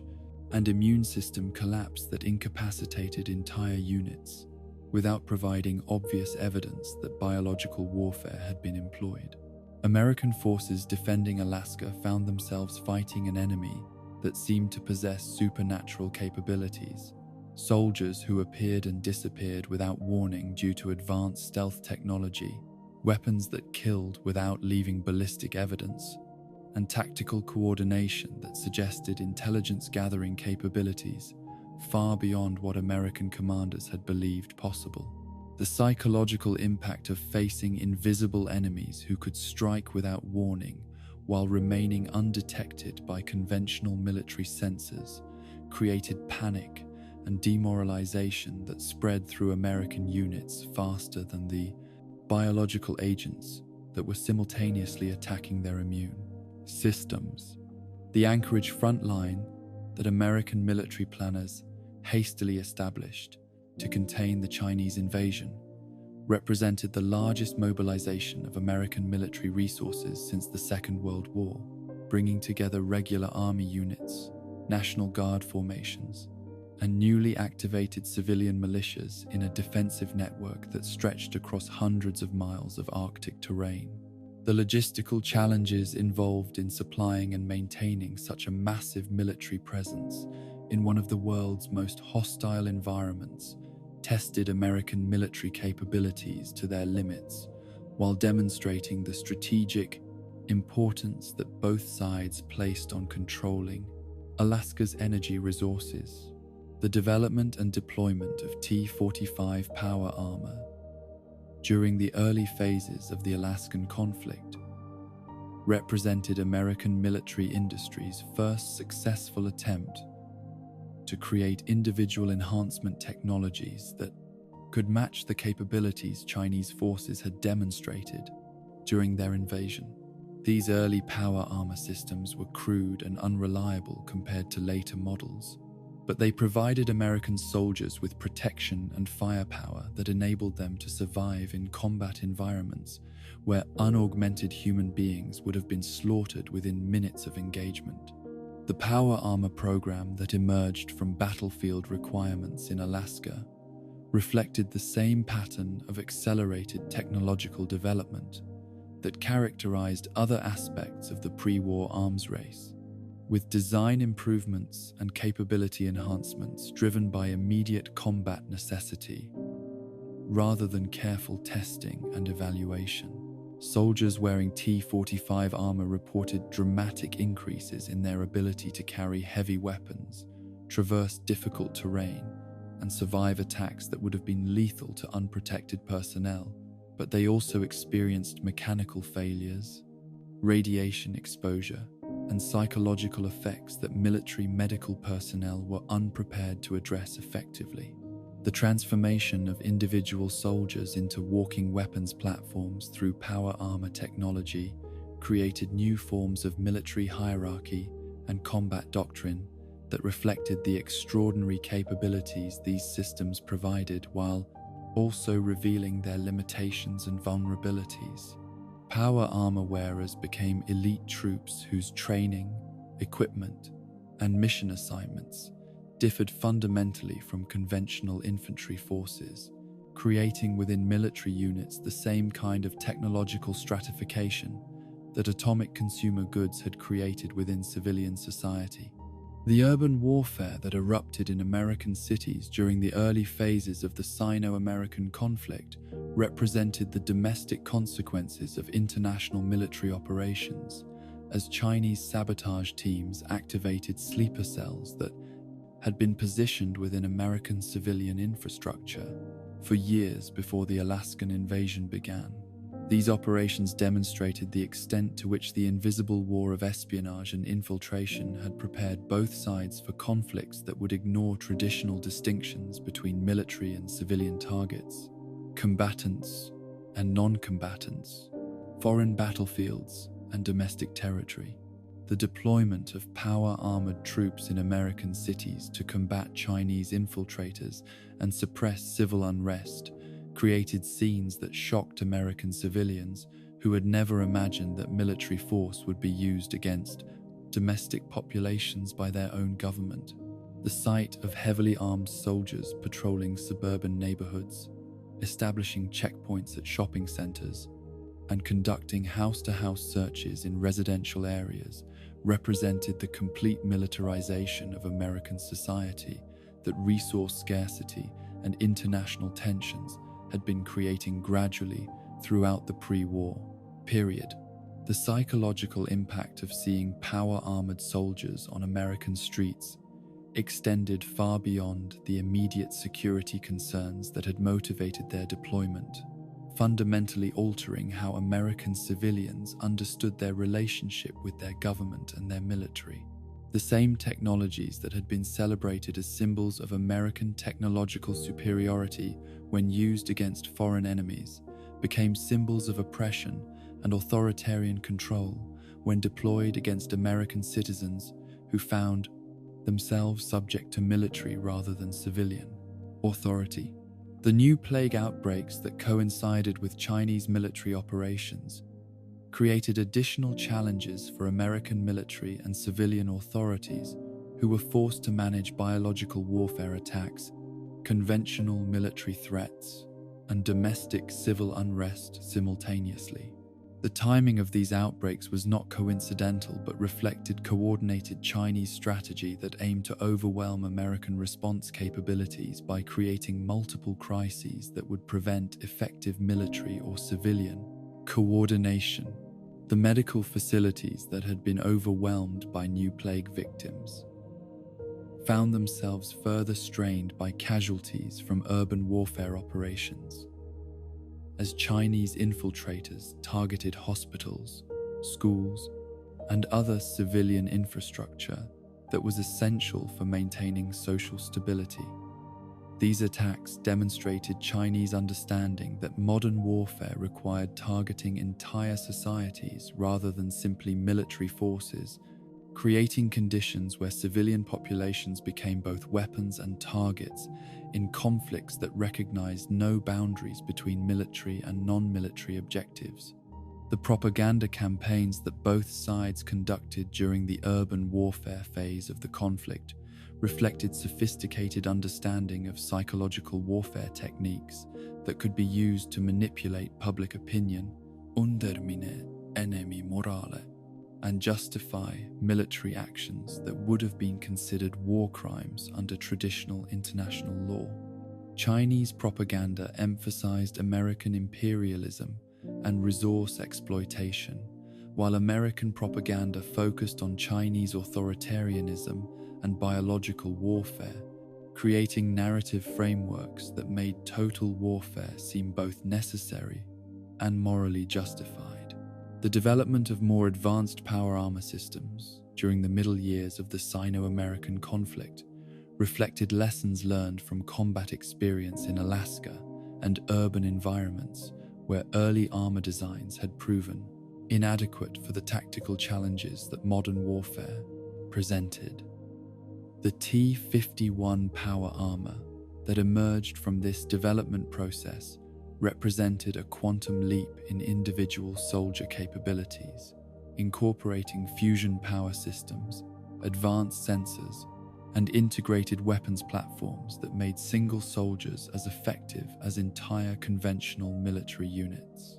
The strategic implications of T-51 armor deployment extended far beyond tactical battlefield advantages to encompass fundamental changes in military doctrine, force structure, and strategic planning that reflected the reality that future conflicts would be fought by small numbers of highly enhanced individuals rather than large conventional armies. Military planners began developing strategies that emphasized quality over quantity, technological superiority over numerical advantage, and individual soldier capabilities over traditional unit coordination and mass tactics. The Chinese response to American power armor development involved both attempts to create equivalent enhancement technologies and asymmetric strategies designed to exploit the vulnerabilities that even advanced armor systems possessed. Chinese military engineers developed electromagnetic pulse weapons that could disable power armor systems, biological agents that could penetrate filtration systems, and psychological warfare techniques that could exploit the isolation and stress that power armor created for the soldiers who wore it. The tank warfare that characterized major battles during the Alaskan conflict demonstrated both the continuing importance of conventional military technologies and their increasing obsolescence as individual enhancement systems began to provide capabilities that exceeded what traditional mechanized units could achieve. Chinese tank formations that had been effective during the initial invasion phases found themselves vulnerable to power-armored infantry, who could approach undetected, survive tank fire, and destroy armored vehicles with man-portable weapons that conventional infantry could never have employed effectively. The Battle of Anchorage that marked the turning point in the Alaskan conflict represented the largest deployment of power-armored troops in military history, with thousands of T-51 equipped soldiers conducting coordinated operations that combined the mobility of infantry with the firepower of mechanized units. The success of this operation demonstrated American tactical superiority while also revealing the enormous logistical requirements that power armor deployment created for military forces that had been designed around conventional equipment and personnel needs. The recapture of Anchorage in January 2077 represented more than a tactical victory for American forces. Tulane. It was proof that American technology and military doctrine had evolved beyond Chinese capabilities while demonstrating the effectiveness of enhancement technologies that would define warfare during the final months before the Great War. The victory provided American political leaders with confidence that military solutions could resolve resource conflicts, while encouraging Chinese leaders to consider more desperate measures that might achieve strategic objectives before American technological advantages became insurmountable. The liberation of Alaska created strategic opportunities for American forces to project power beyond North American territory for the first time since the resource wars began, enabling military operations that could threaten Chinese territory directly, while demonstrating American capability to conduct sustained military campaigns in hostile environments anywhere in the world. The success of Alaskan operations encouraged American military planners to develop strategies for invading Chinese territory that might end the conflict through decisive victory rather than negotiated settlement. The Chinese stealth submarine fleet that had supported the initial Alaskan invasion represented naval technologies that exceeded American capabilities in several critical areas, while demonstrating Chinese ability to project military power across oceanic distances without detection by American surveillance system. These vessels incorporated reactor designs, hull materials, and stealth technologies that made them virtually undetectable by existing American anti-submarine warfare capabilities, while providing firepower that could threaten any American naval or coastal installation. The submarine warfare that intensified as the Sino-American conflict expanded beyond Alaska created new vulnerabilities for both sides as critical supply lines, naval facilities, and civilian shipping became targets for invisible enemies that could strike without warning while remaining undetected by conventional defense systems. American coastal cities found themselves under siege from Chinese submarines that could approach undetected, launch devastating attacks against port facilities and industrial installations, then disappear before American forces could mount effective responses. The development of American anti-submarine technologies during this period reflected the same pattern of rapid innovation, driven by immediate military necessity that characterized other aspects of the technological arms race between the two superpowers.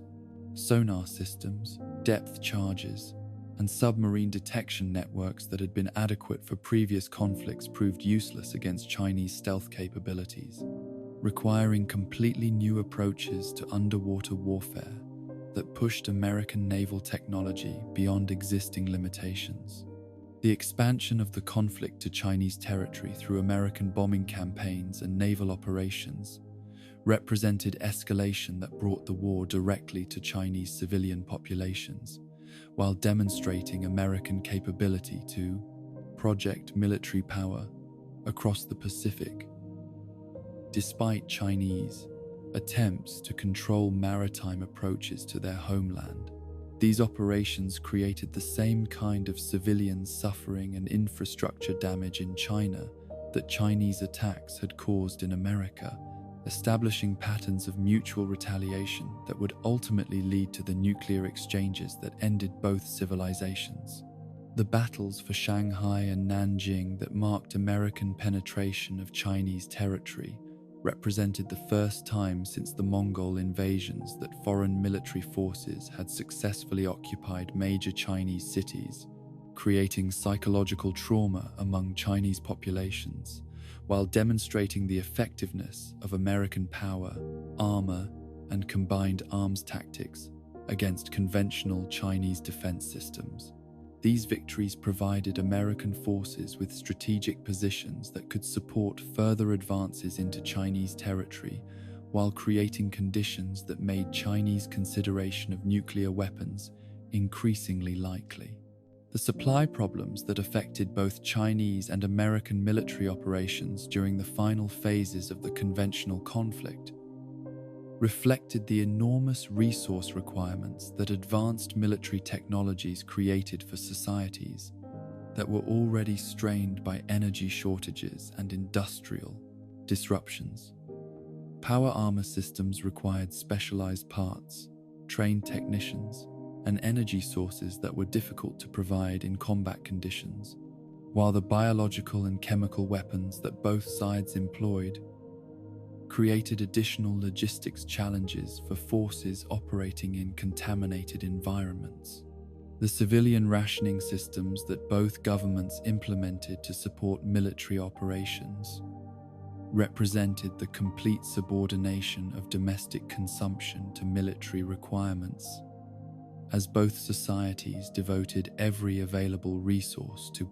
achieving victory in what both sides recognized as an existential conflict that would determine which civilization would survive and which would be destroyed. Food, fuel, and manufactured goods became so scarce in civilian markets that normal economic activities became impossible, creating social conditions that resembled wartime mobilization during previous global conflicts. The morale problems that affected both Chinese and American military units during the final months of conventional warfare reflected the psychological toll that prolonged combat in contaminated environments was taking on soldiers who had been fighting continuously for over a decade while witnessing the gradual breakdown of the societies they had enlisted to protect. Desertion rates increased, unit cohesion decreased, and military discipline became increasingly difficult to maintain among forces that were beginning to question whether victory was possible or whether the cost of continued fighting exceeded any benefits that military success might provide. The intelligence assessments that both governments received during 2077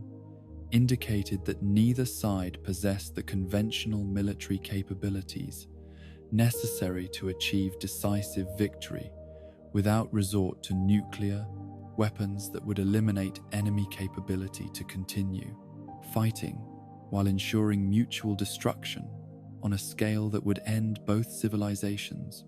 regardless of which side initiated nuclear exchanges first. These assessments created incentives for preemptive nuclear attacks that might provide decisive advantages if launched before enemy forces could respond effectively. The final conventional battles of the Sino-American War occurred during the summer of 2077, as both sides made desperate attempts to achieve military objectives that might provide alternatives to nuclear warfare, while positioning their forces for the nuclear exchanges that both governments recognized as increasingly inevitable. These operations demonstrated the ultimate effectiveness of power, armor, technology, and biological weapons, while also revealing their limitations when deployed by societies that lacked the industrial infrastructure necessary to sustain advanced military capabilities indefinitely. The technological achievements that both sides accomplished during the Sino-American conflict represented humanity's greatest advances in military capability, while simultaneously creating the weapons that would ensure humanity's destruction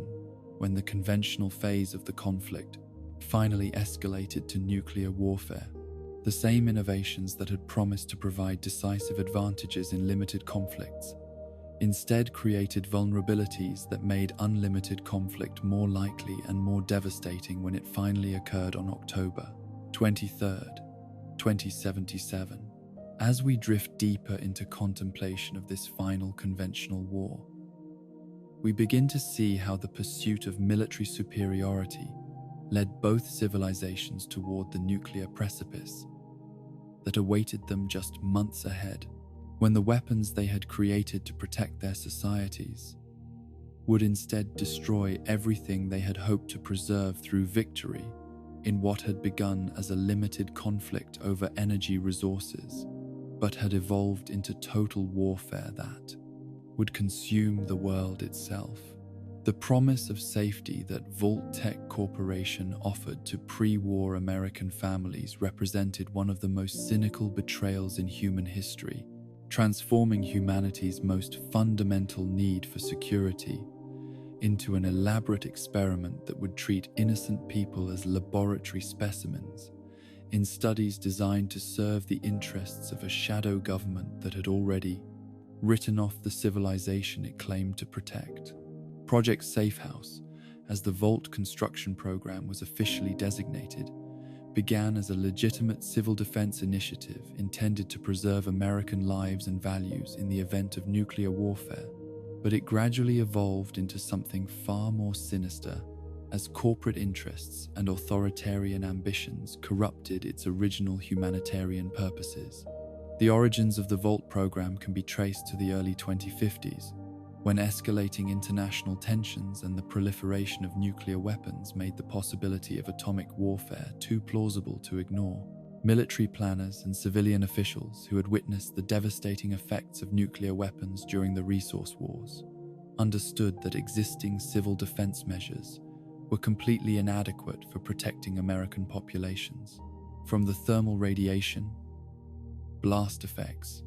and radioactive fallout that nuclear attacks would produce, traditional bomb shelters might provide temporary protection from conventional explosives, but they could not sustain human life through the extended periods of surface contamination that nuclear warfare would create. The technological challenges involved in creating underground facilities that could maintain hundreds or thousands of people for years or decades pushed engineering capabilities to their limits while requiring innovations in life support,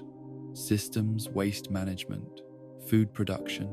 and psychological maintenance that had never been attempted on such a scale.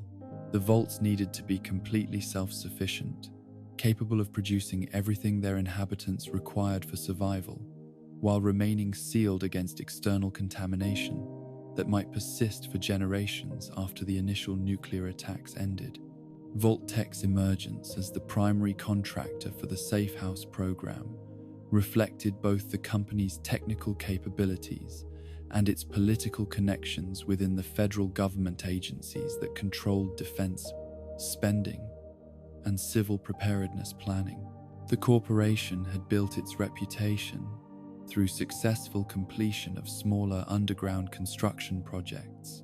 but the Vault program required scaling up their operations by orders of magnitude while meeting security requirements that exceeded anything in civilian construction experience. The contracts that Vault-Tec secured for the Safe House program represented billions of dollars in guaranteed revenue that would make the company one of the most profitable corporations in pre-war America. But the most significant aspect of Vault-Tec's relationship with the federal government was the company's connection to the Enclave, a secret organization that had emerged from the intersection of corporate executives, military officials, and political leaders who shared the conviction that American democracy had proven inadequate for managing the challenges that atomic-age civilization presented. The Enclave's members believed that traditional democratic institutions were too slow, too compromised by competing interests, and too constrained by moral considerations to make the difficult decisions that national survival required in an increasingly hostile world. The Enclave's vision of post-war America was fundamentally elitist, based on the assumption that only a carefully selected group of the most capable and dedicated Americans should survive nuclear warfare to rebuild civilization, according to principles that would prevent the mistakes that had led to the Great War. This ideology required eliminating the majority of the American population while preserving enough genetic diversity and technical knowledge to ensure that the survivors could eventually repopulate the continent with superior human beings who would create a more perfect society than anything that had existed before the bombs fell. The transformation of Project Safehouse from civil defense to social engineering reflected the Enclave's growing influence within government agencies and defense contractors that were responsible for implementing nuclear preparedness, policies, What had begun as an attempt to save as many Americans as possible from nuclear warfare gradually became a program designed to save only those Americans who met criteria established by individuals who believed they had the right to determine which lives were worth preserving and which were expendable in service of their vision for humanity's future. The Vault experiments that emerged from this ideology represented some of the most disturbing violations of human rights and medical ethics in recorded history, treating entire communities as test subjects for psychological and biological research that was designed to provide information about human behavior under extreme stress conditions. The Enclave and Vault-Tec justified these experiments as necessary preparation for the challenges that post-war survivors would face during the Reconstruction period, but the true purpose was creating knowledge that would enable more effective control of human populations by authorities who possessed superior understanding of mass psychology and social manipulation. Vault-12's deliberate exposure to radiation represented the most straightforward example of how the Vault program had been perverted from its original protective purpose to serve the research interests of organizations that viewed human beings as experimental subjects rather than citizens deserving protection. The Vault store was designed to malfunction, ensuring that its inhabitants would be exposed to radioactive fallout that would cause genetic mutations, cancer, and other radiation-related health problems that could be studied by researchers who remained safely isolated from the effects they were inflicting on their test subjects. The transformation of Vault-12's inhabitants into ghouls provided researchers with unprecedented opportunities to study the long-term effects of radiation exposure on human physiology and psychology, while creating a population of mutated humans whose altered appearance and extended lifespans made them ideal subjects for experiments that would have been impossible to conduct on normal human beings. The suffering that radiation exposure caused among Vault-12's residents was documented meticulously by automated monitoring systems that recorded every aspect of their physical and psychological deterioration for analysis by scientists who viewed their pain as data rather than tragedy. Vault-29's restriction to inhabitants under 15 years of age represented an experiment in social engineering that aimed to understand how human societies might develop when traditional family structures and adult authority figures were eliminated. The Vault's designers wanted to observe how children would organize themselves without adult supervision, what forms of leadership and social hierarchy would emerge naturally, and how educational and cultural transmission would occur when older generations were not present to provide guidance and continuity. The psychological trauma that Vault-29's restriction inflicted on families that were forced to separate based on arbitrary age criteria was considered by researchers to be a valuable source of information about human bonding and the effects of family disruption on individual development. Parents who were excluded from the Vault because they exceeded the age limit experienced unimaginable grief as they were forced to abandon their children to an uncertain fate underground, while facing their own deaths on the contaminated surface above. The children who were sealed into Vault-29 faced challenges that no human beings should have been expected to survive, forced to create their own society without the accumulated wisdom, emotional support, and practical knowledge that adult communities normally provided to developing young people. The Vault's monitoring systems recorded every aspect of their struggles to establish governance, resolve conflicts, and maintain the technical systems that kept them alive, treating their successes and failures as experimental results rather than human triumphs and tragedies. Vault-112's virtual reality simulation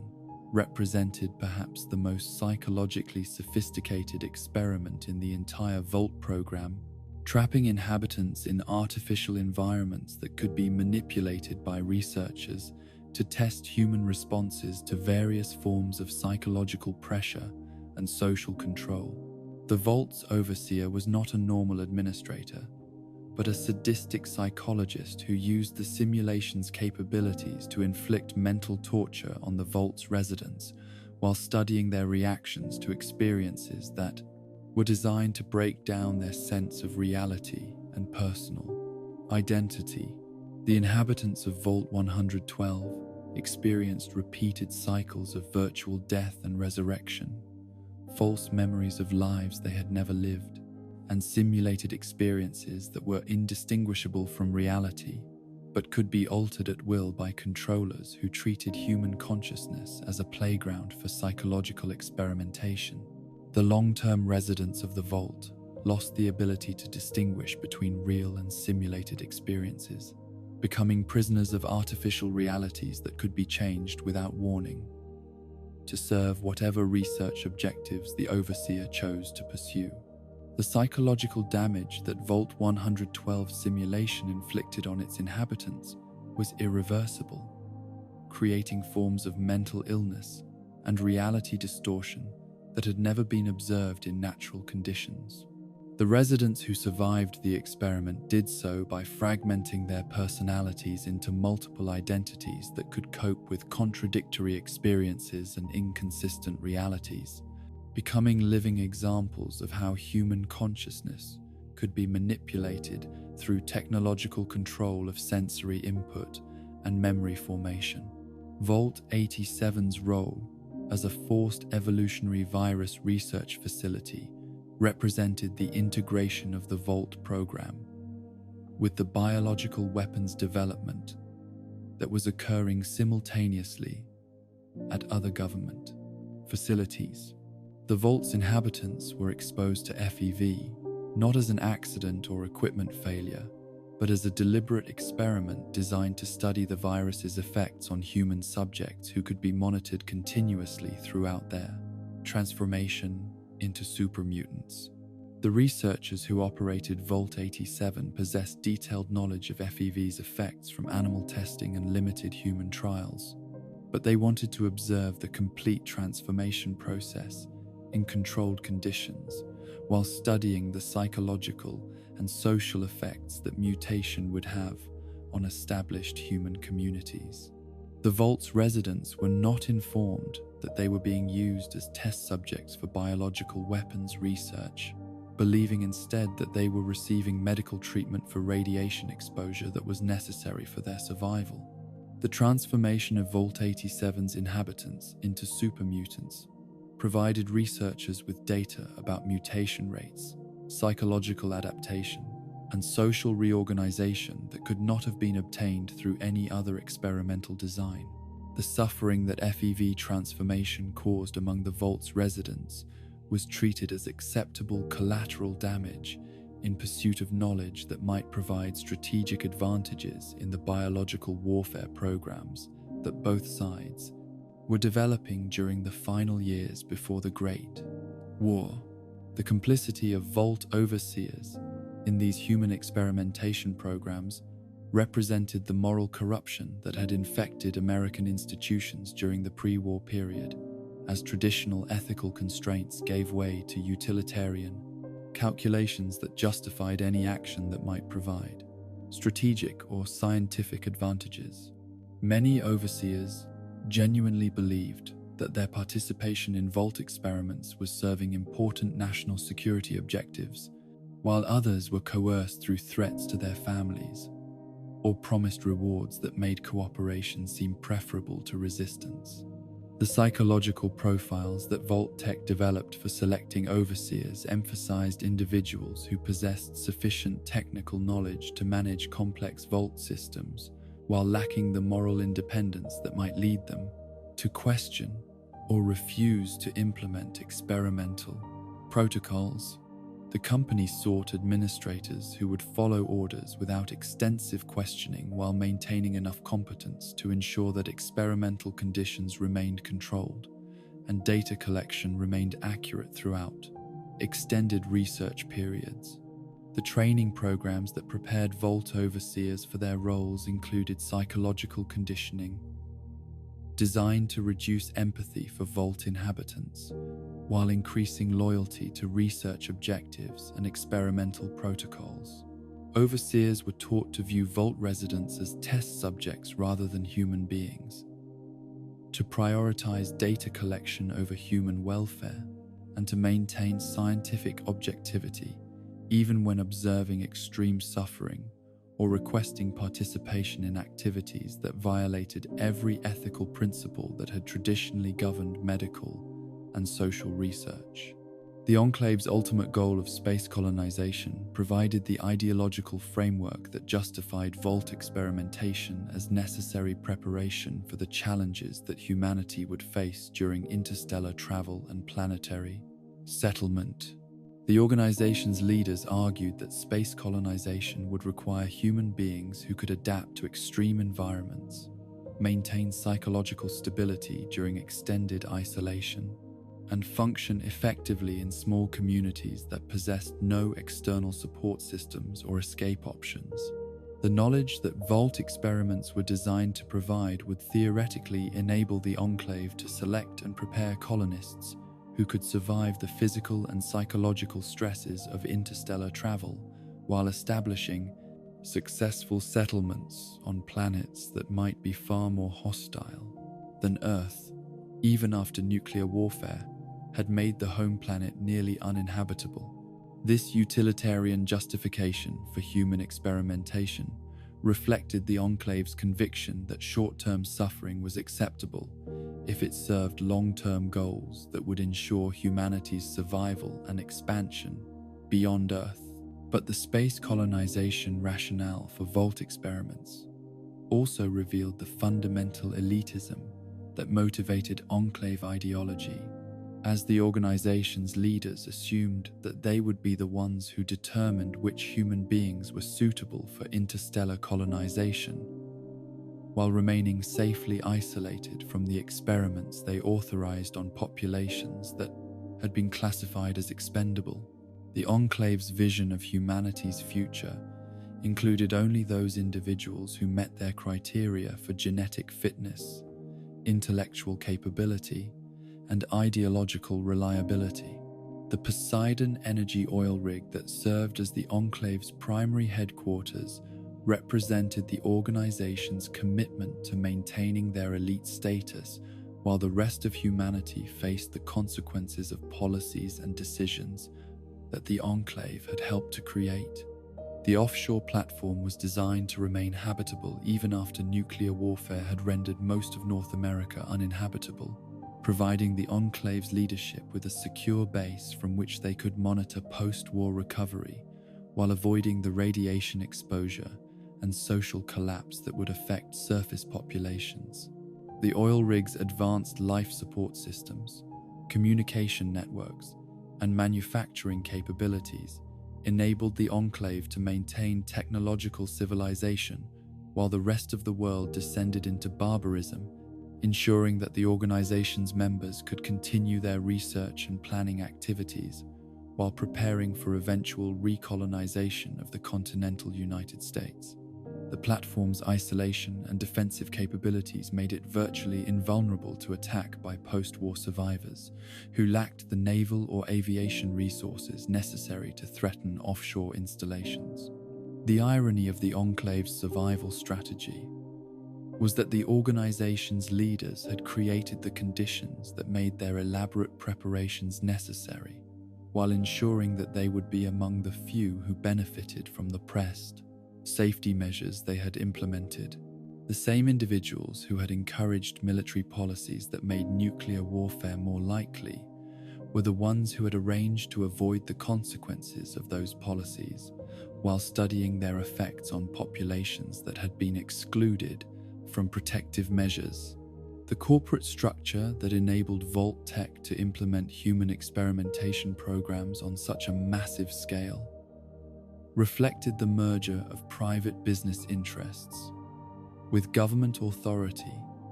that had characterized much of the pre-war American economy. The company's executives possessed legal immunity for actions taken under government contracts while enjoying profits that were guaranteed regardless of the human costs that their activities imposed on Vault inhabitants who had no legal recourse or political representation. The regulatory agencies that should have provided oversight of Vault-Tec's activities were staffed by individuals who shared the company's connections to the Enclave and its ideological commitment to utilitarian approaches to human welfare that prioritized collective goals over individual rights. The result was a system of corporate governance that eliminated meaningful accountability while providing legal cover for activities that would have been considered criminal under normal circumstances. The marketing campaigns that Vault-Tec used to recruit Vault inhabitants represented sophisticated propaganda operations that exploited American fears about nuclear warfare while concealing the true purposes that Vault construction was intended to serve. The company's advertisements emphasized safety, security, and patriotic duty while omitting information about experimental protocols that would turn Vault residents into participation in medical research that violated every principle of informed consent that had traditionally protected human subjects from exploitation by researchers. The selection criteria that determined which Americans would be offered Vault spaces reflected social and economic biases that ensured middle-class families would be overrepresented among experimental subjects, while wealthy elites who possessed political connections were excluded from Vault. Programs in favor of enclave-controlled facilities that provided genuine safety rather than experimental conditions. The result was a system that used American citizens' desire to protect their families as a mechanism for recruiting them into research programs that would destroy the very families they were trying to save. The psychological preparation that Vault inhabitants received before sealing was designed to increase their compliance with experimental protocols while reducing their ability to organize resistance to conditions that they would encounter after the Vault doors closed. Families were encouraged to view Vault residents as temporary emergency shelter rather than permanent lifestyle change, preventing them from making psychological preparations that might have helped them cope with the isolation and artificial conditions that Vault life would impose. The technical systems that enabled Vault experiments to continue for decades without external supervision represented remarkable achievements in automation and remote monitoring that demonstrated the sophisticated planning that had gone into designing installations that could function independently while providing continuous data streams to researchers who remained safely isolated from the human consequences of their experiments. These systems could adjust environmental conditions, manipulate social situations, and record detailed information about inhabitant responses without requiring direct human intervention from researchers. The long-term vision that motivated Vault experimentation extended beyond immediate post-war concerns to encompass fundamental questions about human nature, social organization, and the proper relationship between individual rights and collective welfare that the Enclave's leadership believed needed to be resolved before humanity could successfully expand beyond Earth. The Vault experiments were designed to provide empirical data about human behavior that could inform decisions about genetic engineering, social conditioning, and political control that would shape whatever civilization emerged from the ashes of the Great War. As we drift deeper into contemplation of these underground laboratories of human suffering, we begin to understand how the institutions that Americans trusted to protect them had been corrupted by ideologies that valued abstract goals more than individual human dignity, creating systems of exploitation that used people's most fundamental needs against them, while serving the interests of elites who had already ensured their own survival.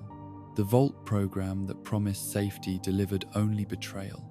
transforming America's underground shelters into monuments to the moral bankruptcy that had made the Great War inevitable. The year 2077 dawned with a deceptive sense of triumph that masked the fundamental instability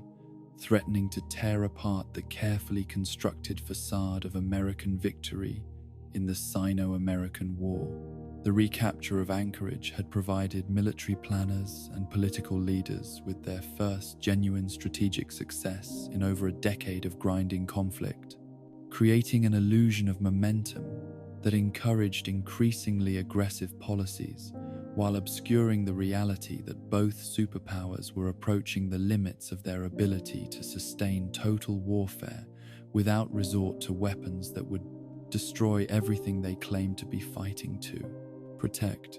The deployment of T-51 power armor across multiple theaters of operation represented the culmination of American military technology development, creating individual soldiers whose capabilities exceeded anything that had previously existed in human warfare, while demonstrating the extraordinary industrial capacity that the United States could still mobilize when national survival was at stake. These walking weapons platforms provided American forces with tactical advantages that enabled them to achieve objectives that would have been impossible for conventional military units. But they also required resource commitments and logistical support systems that strained American manufacturing capabilities beyond sustainable limits. The psychological impact of T-51 armor on both American forces and enemy populations created new dimensions of warfare that military planners had not fully anticipated when the enhancement program was initially developed. American soldiers wearing the advanced armor reported feelings of invincibility and technological superiority that improved their combat effectiveness, while also creating unrealistic expectations about their ability to achieve decisive victory through superior equipment, rather than sound strategy and careful planning. Chinese forces facing T-51 equipped American units experienced levels of fear and demoralization that exceeded anything conventional weapons could have produced, as individual American soldiers demonstrated capabilities that seemed supernatural to enemies who lacked equivalent enhancement technologies. The armor's integrated weapons systems, advanced sensors, and virtually unlimited operational endurance created tactical situations where small American units could defeat much larger Chinese formations, fundamentally altering the mathematics of military engagement that had governed warfare since the development of gunpowder. But the success of power armor technology in achieving tactical objectives obscured deeper strategic problems that were making American military victory increasingly Pyrrhic, even as battlefield successes accumulated throughout the early months of 2077. The resources required to manufacture, maintain, and deploy advanced armor systems were consuming industrial capacity that had previously been available for civilian production, creating shortages of consumer goods and infrastructure maintenance that were undermining domestic support for continued military operations. The civilian rationing systems that had been implemented to support power armor production represented a fundamental transformation of American economic life, from market-based consumption to centrally planned resource allocation that too prioritized military requirements over individual choice and personal welfare. Families that had grown accustomed to atomic-powered conveniences found themselves limited to basic necessities, while the uranium, steel, and advanced materials that had previously powered consumer goods were redirected toward military applications that served national objectives rather than personal comfort. The social tensions created by wartime resource allocation were exacerbated by the visible inequality between military personnel who had access to the most advanced technology in human history and civilian populations who were experiencing declining living standards despite American military success in foreign theaters of operation.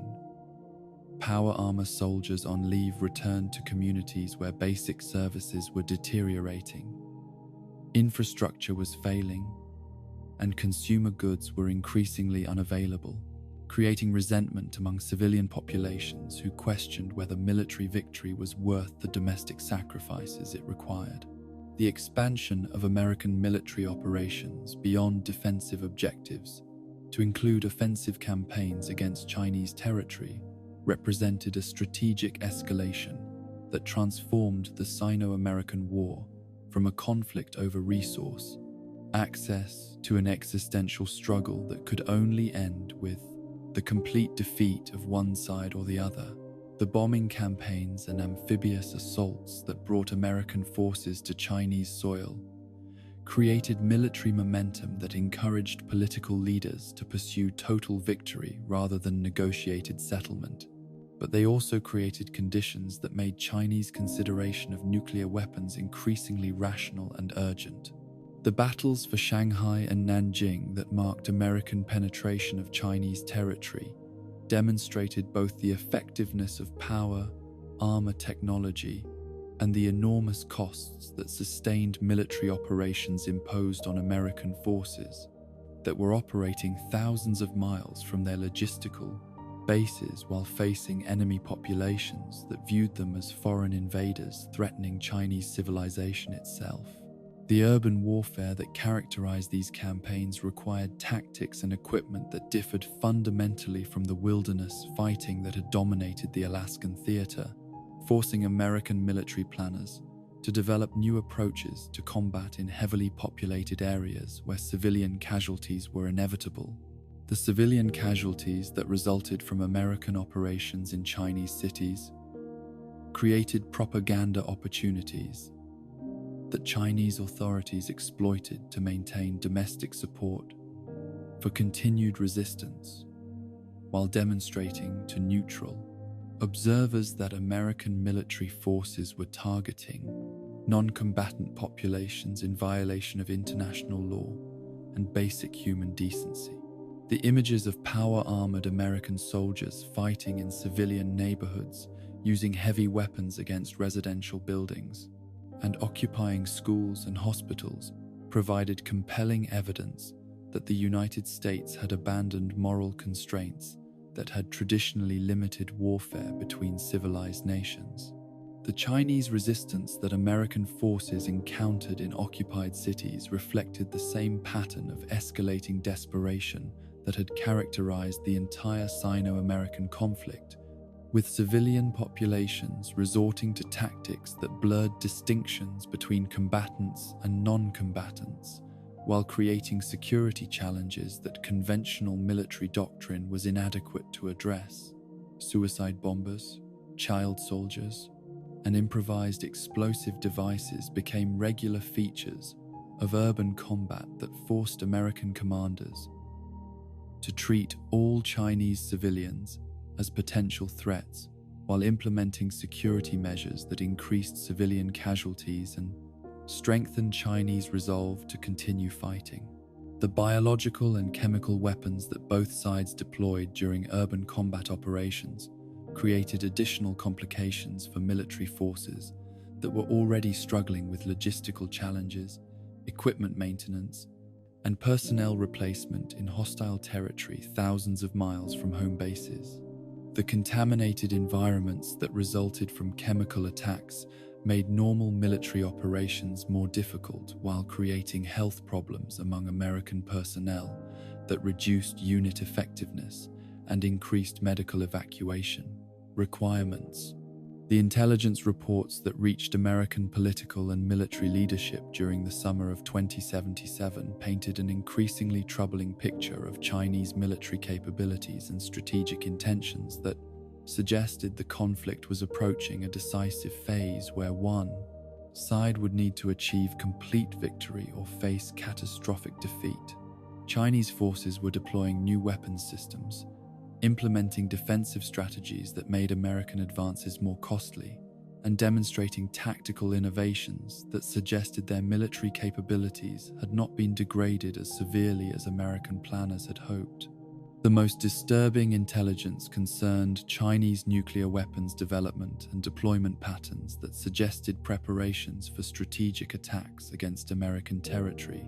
that would exceed anything that had occurred during the conventional phase of the conflict. Satellite reconnaissance and intercepted communications indicated that Chinese forces were positioning nuclear delivery systems, conducting readiness exercises, and implementing command structures that would enable rapid nuclear escalation if Chinese leadership concluded that conventional resistance was no longer viable. The American nuclear response preparations that paralleled Chinese activities reflected similar strategic logic that viewed nuclear weapons as potentially decisive tools that might achieve victory if used before enemy forces could implement effective countermeasures. Military planners on both sides understood that nuclear warfare would cause unprecedented destruction, but they also recognized that the side that achieved strategic surprise might gain advantages that would determine the outcome of the entire conflict regardless of the humanitarian costs that nuclear attacks would impose. The diplomatic efforts that continued throughout 2077 represented increasingly desperate attempts by both governments to find face-saving solutions that might end the conflict before nuclear escalation became inevitable. But these negotiations were undermined by domestic political pressures that made significant concessions politically impossible for leaders who had staked their credibility on achieving total victory. Chinese officials could not accept territorial losses or resource concessions that would leave their nation vulnerable to future American aggression, while American leaders could not abandon military gains that had been purchased through enormous sacrifices without appearing weak to domestic audiences that expected decisive victory. The breakdown of communication channels between Chinese and American leadership during the autumn of 2077 reflected the psychological impact of prolonged warfare on decision-makers who had been under enormous stress for over a decade while making life and death decisions that affected millions of people. The personal relationships and diplomatic protocols that had previously enabled crisis management and conflict resolution had been destroyed by years of mutual recrimination, propaganda warfare, and escalating violence that made trust and compromise psychologically impossible, even when rational analysis suggested that continued fighting served no constructive purpose.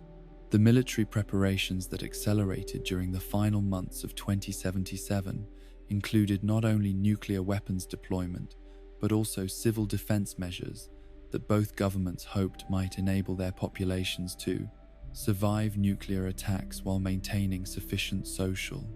organization to continue fighting or rebuild after nuclear exchanges had ended.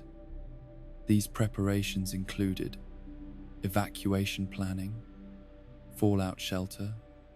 construction, and emergency supply distribution that created visible evidence of approaching catastrophe while simultaneously making nuclear warfare seem more acceptable to populations that were being prepared to endure it. The psychological conditioning that prepared both Chinese and American populations for nuclear warfare represented one of the most extensive propaganda campaigns in human history, using mass media, educational institutions, and government communications to present nuclear weapons as acceptable military tools rather than instruments of unprecedented destruction that threatened human civilization itself. Citizens who had grown up during the atomic age had been exposed to decades of messaging that normalized nuclear technology while minimizing public understanding of radiation effects, long-term contamination, and ecological damage that nuclear warfare would cause. The technical systems that both militaries developed for nuclear command and control created unprecedented capabilities for rapid escalation, while also introducing vulnerabilities that made accidental or unauthorized nuclear attacks more likely. As tensions increased and military readiness reached maximum levels, the automated systems that enabled quick response to nuclear attacks also reduced human oversight and decision-making time in ways that made rational analysis and careful consideration more difficult when crisis situations developed rapidly. The economic disruptions that affected both American and Chinese societies during the final year of conventional warfare created conditions that made political leaders more willing to risk nuclear escalation rather than accept the domestic, political consequences of military defeat or negotiated settlement that might be viewed as surrender by populations that had sacrificed enormously to support the war effort. The resource shortages, infrastructure damage, and social instability that prolonged warfare had created in both nations made continued fighting seem preferable to peace agreements that might not address the fundamental problems that had motivated the original conflict. The intelligence assessments that both governments received during October 2077 indicated that the military situation was approaching a stalemate where neither side possessed conventional capabilities sufficient to achieve decisive victory without costs that would exceed any conceivable benefits that military success might provide. These assessments created incentives for nuclear escalation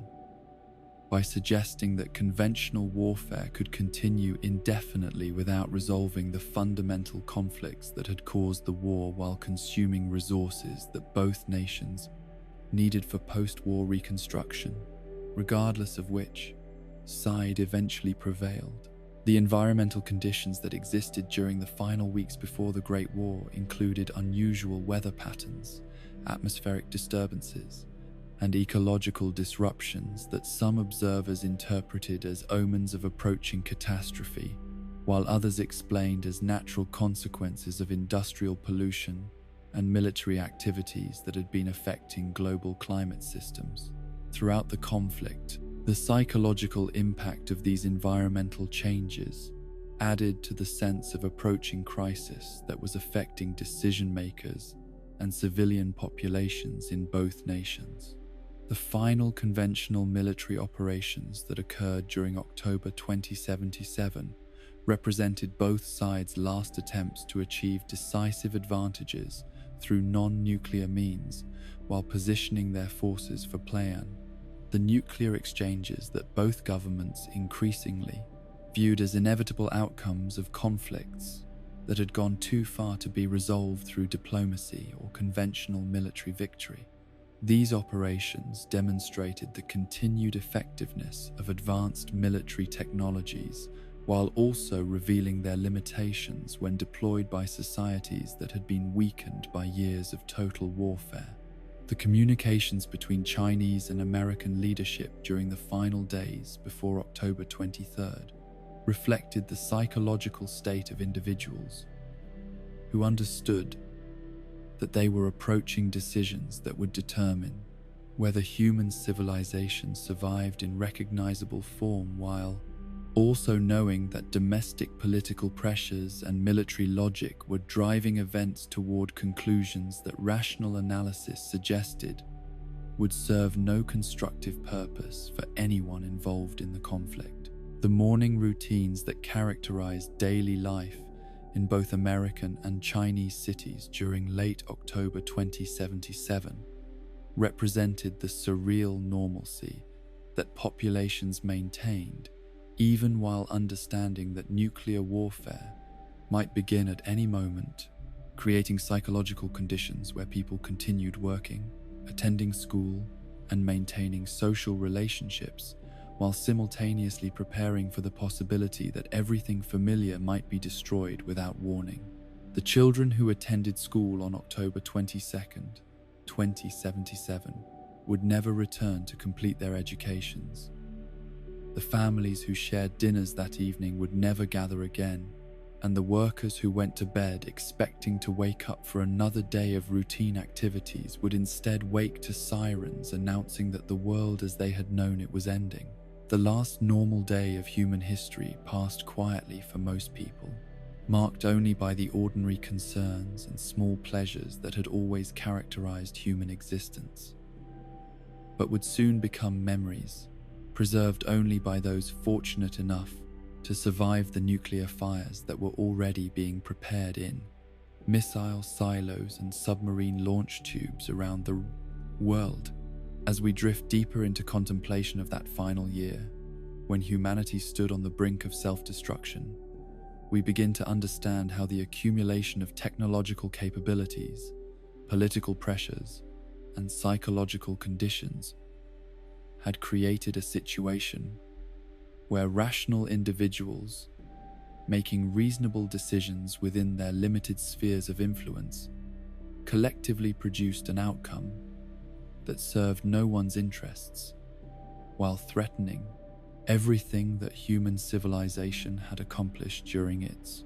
brief but remarkable existence on Earth. The wasteland that emerged from the nuclear fires of October 23rd stretched endlessly in all directions from the ruins of Vault City, where the man who would become known as the Master had once lived as Dr. Richard Moreau, a respected physician whose dedication to healing and scientific inquiry had earned him the trust of his community and the admiration of his colleagues. But 15 years had passed since the Great War had transformed the world into a radioactive hellscape, and the social institutions that had once provided structure and meaning to human existence had collapsed, along with the buildings and highways that had connected civilization together into a coherent whole. The exile that befell Dr. Richard Moreau in 2092 was not the result of any single catastrophic failure, but rather the culmination of a series of increasingly desperate decisions that had gradually eroded the trust between him and the community he had served faithfully throughout the chaotic years following the nuclear devastation. The murder that sealed his fate was not premeditated, but rather the final act of a man whose psychological stability had been slowly deteriorating under the immense pressures of practicing medicine in a world where resources were scarce, patients were numerous, and the ethical guidelines that had once governed medical practice seemed irrelevant to the harsh realities of post-war survival. The victim whose death triggered Moreau's banishment had been a fellow vault dweller whose crime was nothing more than possessing medical supplies that Moreau believed could save other patients whose conditions were more severe but whose social connections were less influential within the Vault's political hierarchy. The murder was committed in a moment of rage and frustration that reflected years of watching preventable deaths occur, while life-saving treatments remained locked away by administrators who prioritized political considerations over medical necessity. The transformation of Dr. Richard Moreau into Richard Gray represented more than a simple name change. It was a complete rejection of the professional identity and social obligations that had defined his existence before the exile, that forced him to confront the fundamental meaninglessness of the moral frameworks that had previously guided his decisions. The name Gray reflected his understanding that the world had become a place where traditional distinctions between right and wrong had dissolved into endless variations of moral ambiguity that made ethical decision-making impossible for anyone who insisted on applying pre-war standards to post-war conditions. The caravan that Gray joined after his exile from Vault City represented his last attempt to find purpose and community among human beings who shared his commitment to survival over ideology, practical results over abstract principles. These traders and travelers had adapted to post-war conditions by abandoning the social conventions that had constrained pre-war behavior while developing new forms of cooperation that emphasized mutual benefit rather than moral obligation as the foundation for human relationships. The journey that brought Gray's caravan to the Mariposa military base was motivated by reports of valuable salvage that could be recovered from the abandoned facility, but it was also driven by curiosity about the advanced technologies that military installations might contain, and the possibility that such technologies could provide advantages that would improve survival prospects for anyone brave enough to claim them. The base's reputation for danger was well established among wasteland travelers, but the potential rewards seemed to justify the risks for people who had already survived 15 years of post-nuclear existence. The mutated creatures that surrounded Mariposa military base represented the kind of evolutionary adaptation that had occurred throughout the wasteland as radiation exposure created genetic variations that were either fatal or beneficial, depending on environmental conditions and random chance. These organisms had evolved specifically to thrive in the radioactive environment that surrounded the base, developing characteristics that made them formidable predators, while also making them uniquely adapted to conditions that would be lethal to unmodified life forms. The attack that decimated Gray's caravan demonstrated both the effectiveness of post-war predators and the inadequacy of human weapons and tactics when applied against creatures that possessed capabilities beyond anything that pre-war military planning had anticipated. The mutations that radiation had produced in these organisms included not only increased size and strength, but also enhanced sensory capabilities, improved healing rates, and resistance to conventional weapons that made them nearly invulnerable to the small arms and improvised explosives that wasteland travelers typically carried for protection. Gray's survival as one of only 2 caravan members to escape the initial attack was not the result of superior skill or equipment, but rather a combination of luck and circumstance that placed him in a position where he could avoid the worst of the assault, while remaining close enough to the base to seek shelter within its fortified perimeter. The companion who survived alongside him lacked Gray's medical knowledge and psychological resilience, succumbing to injuries and despair that Gray managed to overcome through sheer determination and the professional training that enabled him to treat his own wounds effectively. The decision to enter the Mariposa military base, despite the obvious dangers it contained, reflected Gray's understanding that the wasteland outside offered no better prospects for survival. While the base might contain resources, shelter, or information that could improve his situation, the facility's military construction had enabled it to survive the nuclear attacks better than civilian structures, creating underground areas that remained habitable despite surface damage and radiation exposure that made above-ground activities dangerous. The forced evolutionary virus that Gray encountered within the base's laboratory areas represented the culmination of pre-war biological weapons research that had been intended to create enhanced human beings capable of surviving and thriving in hostile environments. The vats that contained FEV had been designed to expose test subjects to controlled doses of the virus, while monitoring their transformation through sophisticated medical equipment that could record every aspect of the mutation process for analysis by researchers who remained safely isolated from the effects they were studying. The accident that resulted in Gray falling into an FEV vat was not entirely accidental, but rather the inevitable consequence of exploring a damaged facility without adequate safety equipment or knowledge of the hazards that pre-war military research had created within its walls.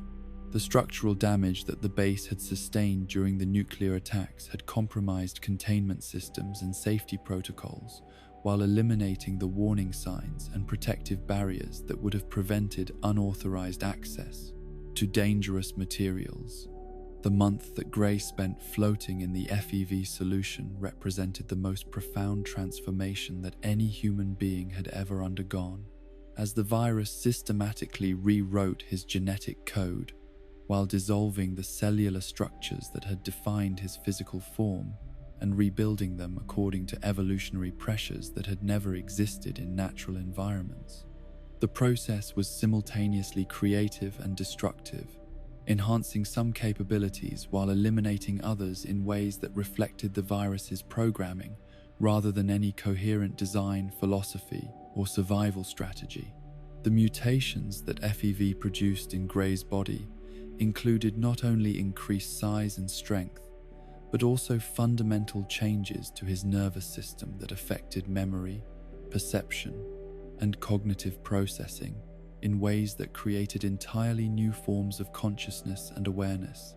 The virus had been designed to enhance human capabilities rather than simply creating monsters, but the enhancements it produced were so radical that the resulting organism could no longer be considered human in any meaningful biological or psychological sense.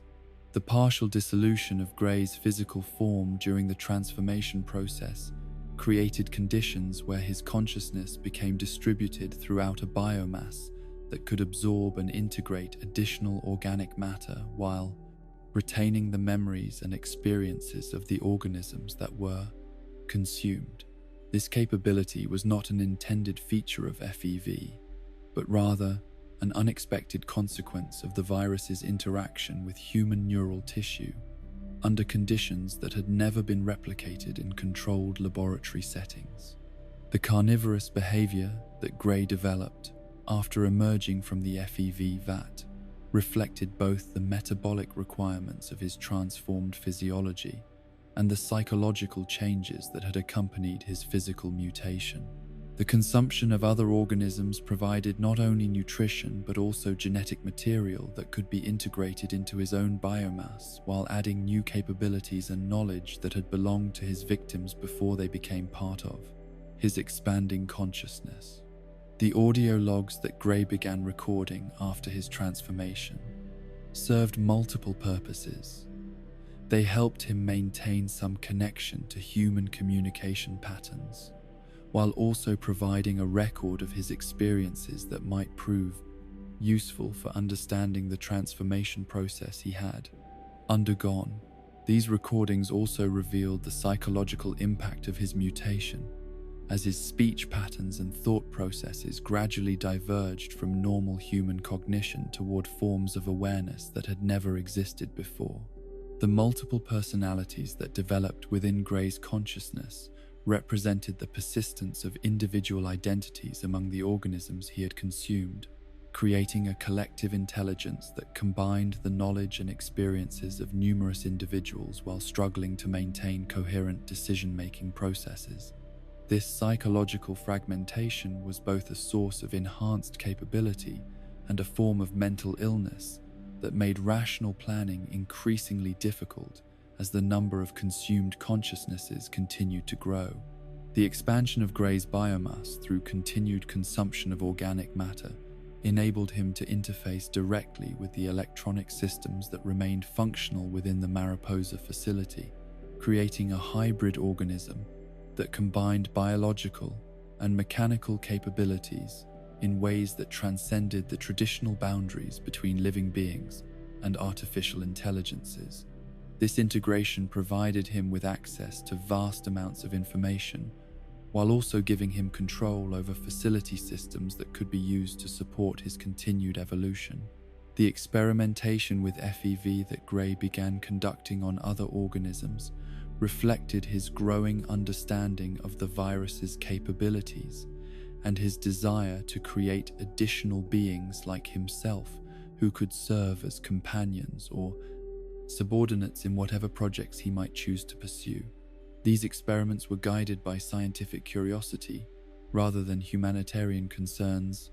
as Gray's transformation had eliminated most of his capacity for empathy while enhancing his interest in biological processes and evolutionary development. The destruction of imperfect subjects who failed to meet Gray's standards for successful transformation demonstrated his application of eugenic principles that prioritized genetic fitness over individual survival, while reflecting his growing conviction that most existing life forms were inadequate for the post-war environment that nuclear weapons had created. The criteria he developed for determining which organisms deserved preservation were based on their potential for further enhancement rather than their intrinsic value as conscious beings. The discovery that radiation exposure interfered with FEV transformation provided Gray with crucial information about the conditions necessary for successful mutation, while also explaining why many of his experimental subjects had failed to develop the capabilities he considered essential for post-war survival. This knowledge enabled him to refine his selection processes, while also suggesting strategies for creating super mutants who could maintain their cognitive abilities throughout the transformation process. The development of Unity as an ideological framework reflected Gray's attempt to justify his transformation of human beings into super mutants by presenting forced evolution as a benefit to the subjects rather than an imposition of his will upon unwilling victims. The philosophical principles he developed emphasized the superiority of enhanced beings over baseline humans, while arguing that transformation was necessary for survival in the post-nuclear environment that made unmodified human physiology inadequate for long-term success. The super mutants that Gray created through successful FEV transformation possessed the physical capabilities that he had envisioned: increased strength, improved radiation resistance, and enhanced durability that made them far more effective than normal humans at surviving in the harsh conditions that characterized the post-war wasteland. These beings could perform tasks that would be impossible for unmodified humans, while also serving as enforcement mechanisms for Gray's vision of how post-war society should be organized. The sterility that affected all super mutants represented a fundamental flaw in Gray's evolutionary vision that undermined the long-term viability of his Unity project, while revealing the limitations of artificial enhancement, programs that focused on immediate capabilities rather than reproductive success. The inability of super mutants to reproduce naturally meant that their population could only be sustained through continued FEV transformation of baseline humans, creating a dependency relationship that made Unity expansion necessary for super mutant survival. The relocation to an unused vault that Gray discovered in 2155 provided him with the infrastructure necessary to establish a permanent base of operations, while also offering symbolic significance as a patron pre-war shelter that could be repurposed to serve his post-war objectives. The Vault's systems were designed to support human populations indefinitely, making it ideal for housing the growing community of super mutants, while providing laboratories and manufacturing capabilities that could support continued FEV research and weapons development. The cathedral that Gray's followers constructed above their underground headquarters represented both a religious monument to Unity ideology and a practical facility for recruiting and processing new converts to the super mutant cause. The building's impressive architecture was designed to inspire awe and reverence among visitors, while concealing the more disturbing aspects of the transformation process that took place in the laboratories beneath its foundations. The religious aspects of Unity that developed around Gray's leadership reflected human psychological needs for meaning and purpose that persisted even among super mutants who had undergone radical, physical, and mental transformation. The ideology that presented forced evolution as spiritual advancement rather than biological manipulation provided emotional satisfaction for converts, while also justifying practices that might otherwise have seemed morally questionable, even to enhanced beings who had abandoned most human ethical frameworks. The recruitment strategies that Unity employed to attract new converts emphasized the benefits of super mutant physiology, while downplaying the psychological costs and permanent nature of FEV transformation. Potential converts were presented with evidence of super mutant capabilities while being shielded from information about sterility and other negative consequences that made the enhancement process less appealing than initial presentations suggested.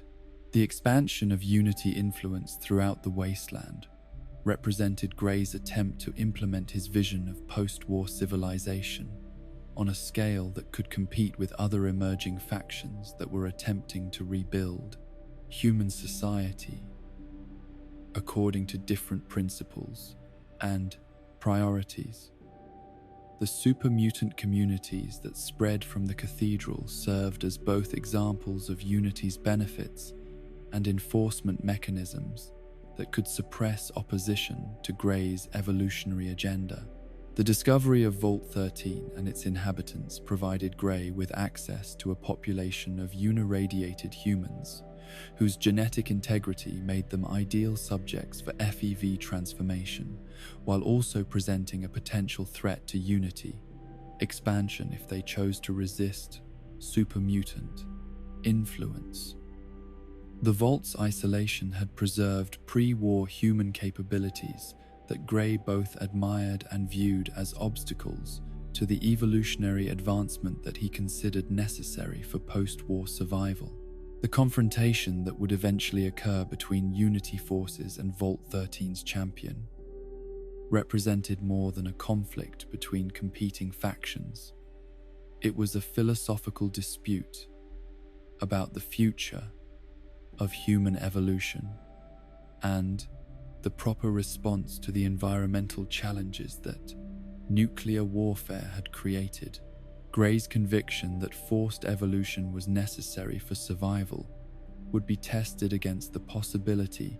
that unmodified humans might find alternative solutions to post-war problems without sacrificing their essential humanity. The psychological isolation that Gray experienced despite being surrounded by super mutant followers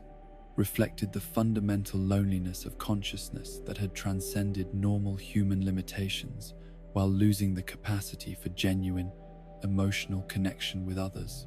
His transformation had granted him enormous capabilities while eliminating the social bonds that had previously given meaning to individual existence, creating a form of enhanced awareness that was simultaneously more and less than human consciousness. The gradual recognition that Unity could not achieve its ultimate objectives through forced evolution alone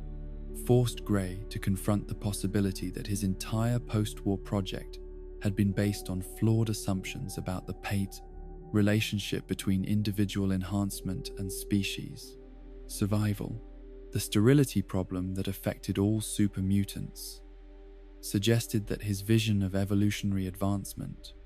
was actually an evolutionary dead end that would eliminate the possibility of continued development rather than facilitating it as we drift deeper into contemplation of this twisted genesis. We begin to understand how trauma and isolation can transform even the most noble intentions into monstrous obsessions, how the pursuit of perfection can become a form of destruction that eliminates the very qualities it claims to preserve. Gray's transformation from healer to destroyer represents humanity's capacity for both transcendence and corruption, showing us that the path to becoming more than human often leads to becoming less than human instead.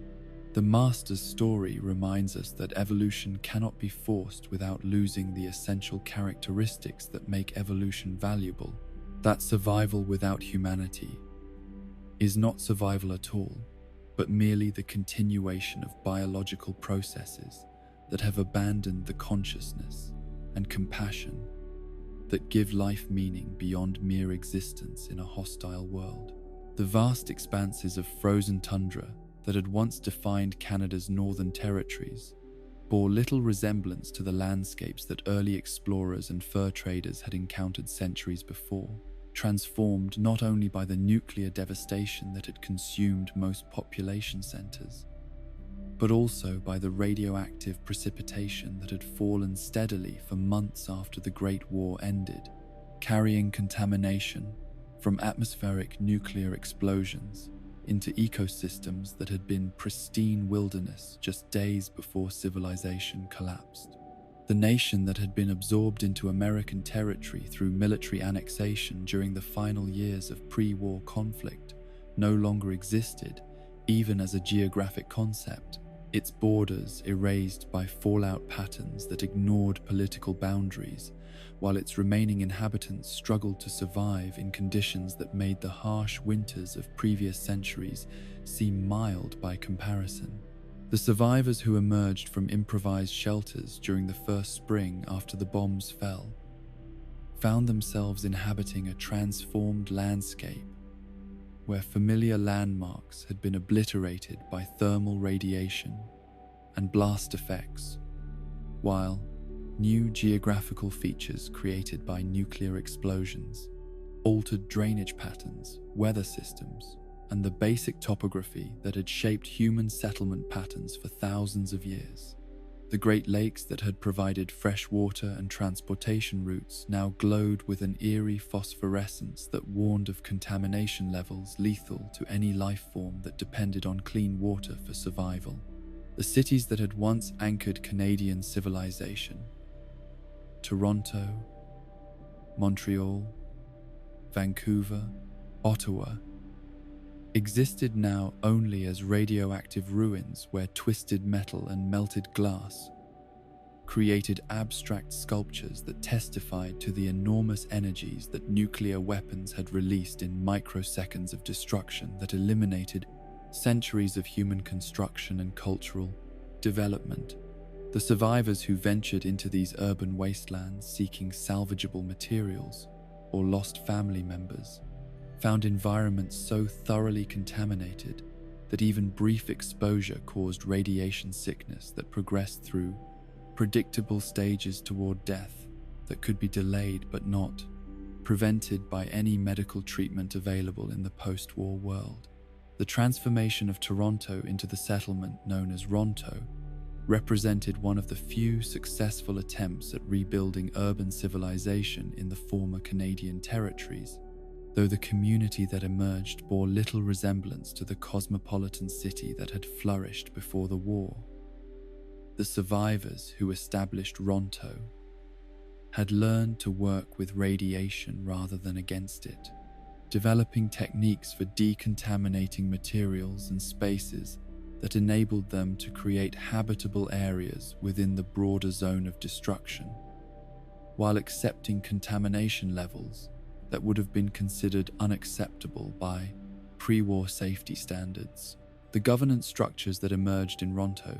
reflected the harsh realities of post-nuclear survival rather than the democratic traditions that had characterized pre-war Canadian political culture, with leadership positions filled by individuals who demonstrated practical competence in managing radiation hazards, organizing scavenging expeditions, and maintaining the fragile infrastructure that kept the community alive, rather than by those who possessed traditional political credentials or popular appeal. The decisions that community leaders made prioritized immediate survival over abstract principles of justice or individual rights that seemed irrelevant when measured against the daily challenges of finding clean water and uncontaminated food. The cultural identity that developed among Ronto's inhabitants incorporated elements of pre-war Canadian traditions with adaptations necessary for post-nuclear existence, creating new forms of art, music, and literature that reflected their unique experiences of loss, adaptation, and gradual recovery from civilizational collapse. The songs they sang around their fires told stories of the world that had been lost while celebrating the resilience that had enabled their survival, creating oral traditions that preserved memories of pre-war life, while acknowledging that such memories were increasingly irrelevant to the practical challenges of post-war existence. The radiation-adapted wildlife that gradually repopulated the Canadian wilderness represented evolutionary changes that had occurred within decades, rather than the millennia that natural selection typically required. demonstrating the extraordinary selective pressures that nuclear contamination had imposed on organisms that survived the initial devastation. These creatures possessed physiological adaptations that enabled them to thrive in radioactive environments, while developing new behavioral patterns that reflected their changed ecological relationships with both their physical environment and other species that had undergone similar transformations. The caribou herds that had once migrated across vast distances following seasonal patterns established over thousands of years no longer followed predictable routes. Their movements now determined by radiation gradients and contamination patterns that created invisible barriers and corridors through landscapes that appeared unchanged to human observers, but registered as dangerous or safe to animals, whose enhanced radiation sensitivity had become a survival adaptation. These mutated herds provided sustenance for human communities brave enough to hunt them, while also serving as indicators of environmental recovery in areas where radiation levels had decreased sufficiently to support complex life forms. Mexico's proximity to the United States had made the nation a primary target for nuclear attacks that aimed to eliminate American military installations and industrial facilities, while creating strategic depth that would prevent any recovery efforts from gaining momentum in North American territories that might threaten Chinese interests in the post-war period. The multiple warheads that struck Mexico City had not only destroyed the capital, but created a crater lake that would remain radioactive for centuries, while serving as a permanent monument to the destructive power that human beings had learned to harness for military purposes.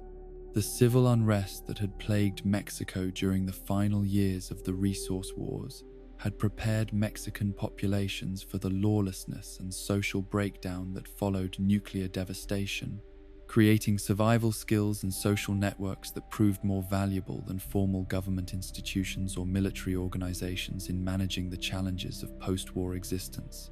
The informal economies and community defense systems that had developed during the pre-war period of instability provided frameworks for post-war organization that were more flexible and resilient than the bureaucratic structures that had failed to prevent or mitigate nuclear catastrophe. The raider gangs that formed in Mexican territories during the immediate aftermath of the Great War represented both the breakdown of social order and the emergence of new forms of social organization adapted to post-nuclear conditions where traditional authorities had lost the resources and legitimacy necessary to maintain public safety. These groups filled the vacuum left by collapsed government institutions, while also creating new forms of violence and exploitation that made survival more difficult for individuals and communities that lacked the weapons or organization necessary to defend themselves effectively.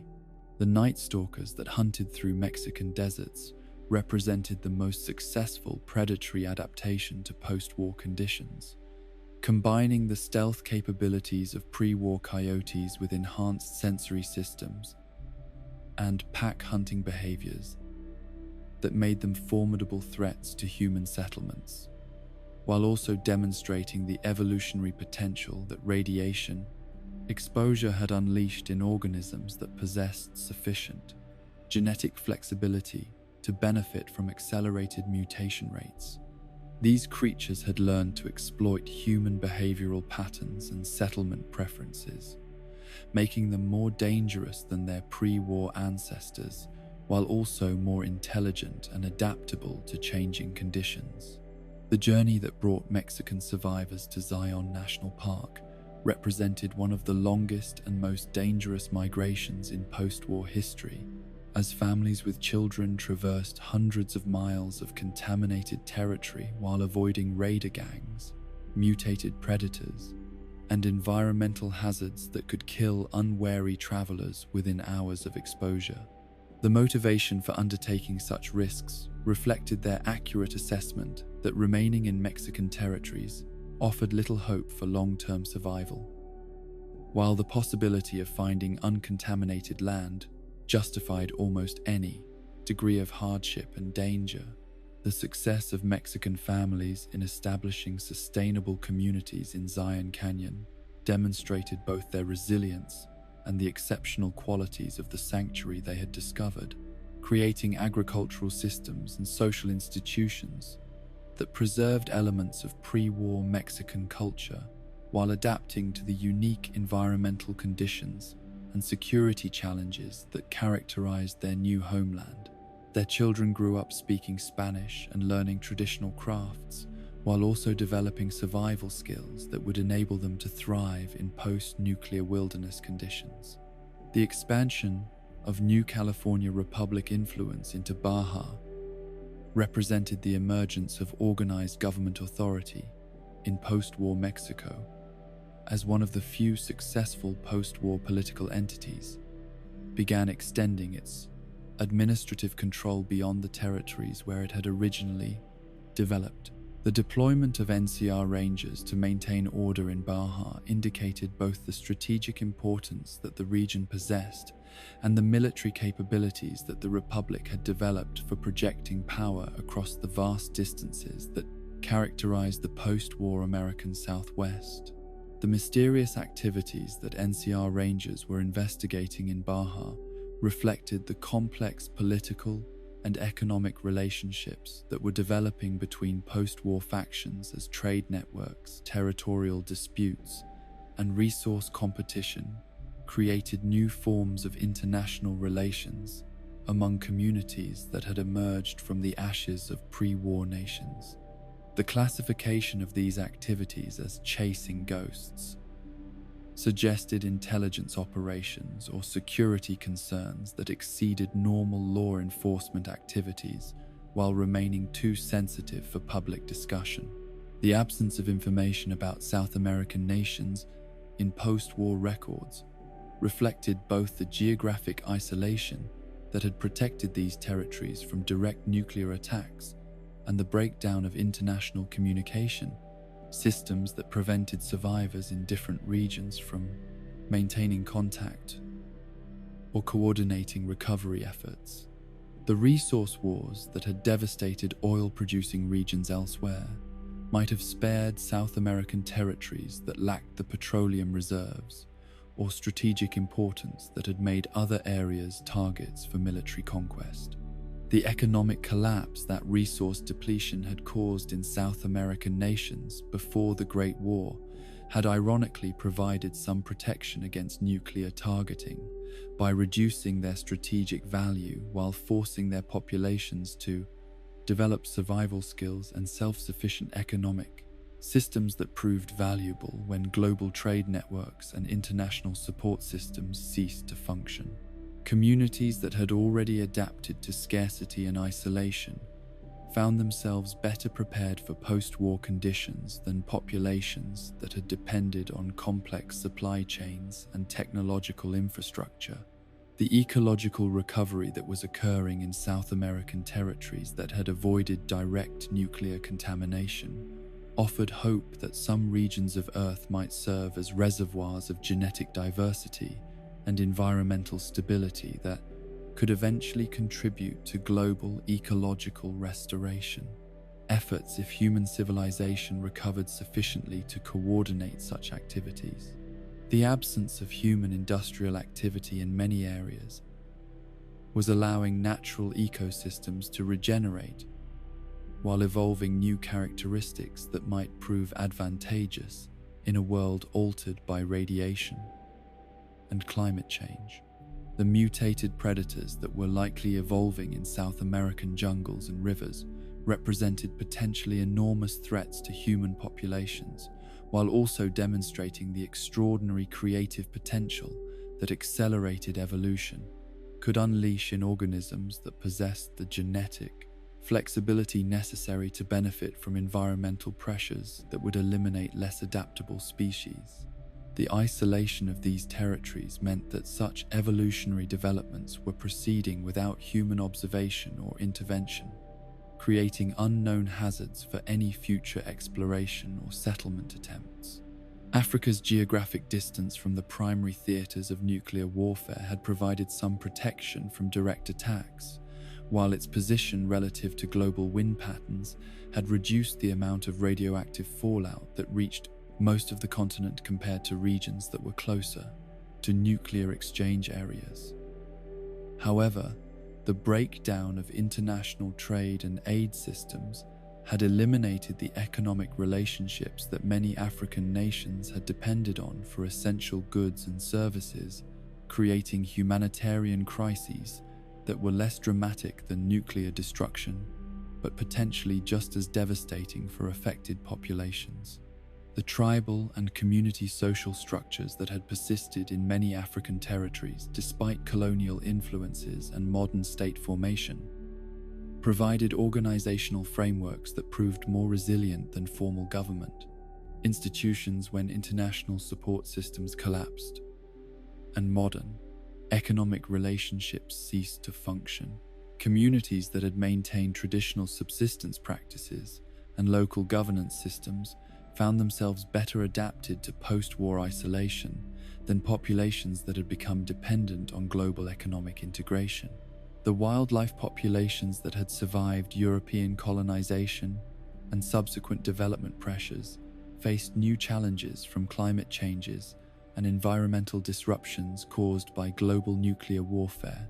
but they also benefited from reduced human population pressures and the cessation of industrial activities that had been degrading their habitats. Some species that had been approaching extinction recovered as human activities that had threatened them ceased, while others faced new evolutionary pressures that encouraged rapid adaptation to changed environmental conditions. The European Commonwealth's destruction during the nuclear exchanges represented the complete elimination of the political and economic institutions that had emerged from centuries of warfare, diplomacy, and cultural development among nations that had created much of what the world recognized as Western civilization. The civil wars that had consumed European resources during the final pre-war decades had weakened these societies' ability to survive nuclear attacks, while their dense populations and interconnected infrastructure made them particularly vulnerable to the cascading failures that followed. Initial destruction. The technological capabilities that European nations had developed during the pre-war period, particularly in energy weapons and advanced manufacturing, were largely lost when the industrial facilities and educational institutions that had created and maintained such knowledge were destroyed or abandoned. The engineering expertise that had enabled European contributions to the global arms race disappeared along with the scientists and technicians who had possessed specialized knowledge, while the manufacturing infrastructure necessary to apply such knowledge was reduced to radioactive rubble. The survival of individuals like Alastair Tenpenny, who managed to travel from Great Britain to the American wasteland, indicated that some form of intercontinental transportation remained functional after the nuclear exchanges, while also suggesting that conditions in Europe were severe enough to motivate dangerous journeys to territories that offered better prospects for survival and economic opportunity. Tenpenny's wealth and success in the capital wasteland implied that he had possessed resources or knowledge that enabled him to thrive in post-war conditions better than most survivors. The persistence of British cultural identity and language among post-war survivors suggested that some communities had maintained sufficient social organization to preserve elements of pre-war civilization while adapting to post-nuclear conditions that required fundamental changes in lifestyle and social relationships. The fact that such survivors continued to identify as British rather than simply as generic post-war humans indicated that national and cultural identities retained psychological importance even when the nations that had created those identities no longer existed. The Soviet Union's vast territorial expanse had provided some protection against complete annihilation, while also creating administrative and logistical challenges that made coordinated recovery efforts difficult or impossible across regions that encompassed multiple time zones and diverse environmental conditions. The nuclear targeting that the USSR had attracted due to its military capabilities and ideological opposition to American interests had destroyed major population centers while leaving remote areas relatively intact but isolated from any central authority that might coordinate reconstruction activities. The persistence of Soviet political symbolism and ideology in some post-war territories suggested that communist organizational principles had proven more adaptable to post-nuclear conditions than capitalist economic systems that depended on complex market relationships and private property rights that became meaningless when governments lacked the power to enforce legal frameworks. The collective ownership concepts and centralized planning approaches that had characterized Soviet economics might have provided advantages for communities attempting to organize survival efforts under conditions of extreme scarcity. The nuclear winter effects that were particularly severe in northern territories had created climate conditions that made some observers wish for nuclear winter as relief from the desert heat that characterized post-war conditions in desert, more temperate regions, demonstrating how global climate disruption had affected different areas in contrasting ways,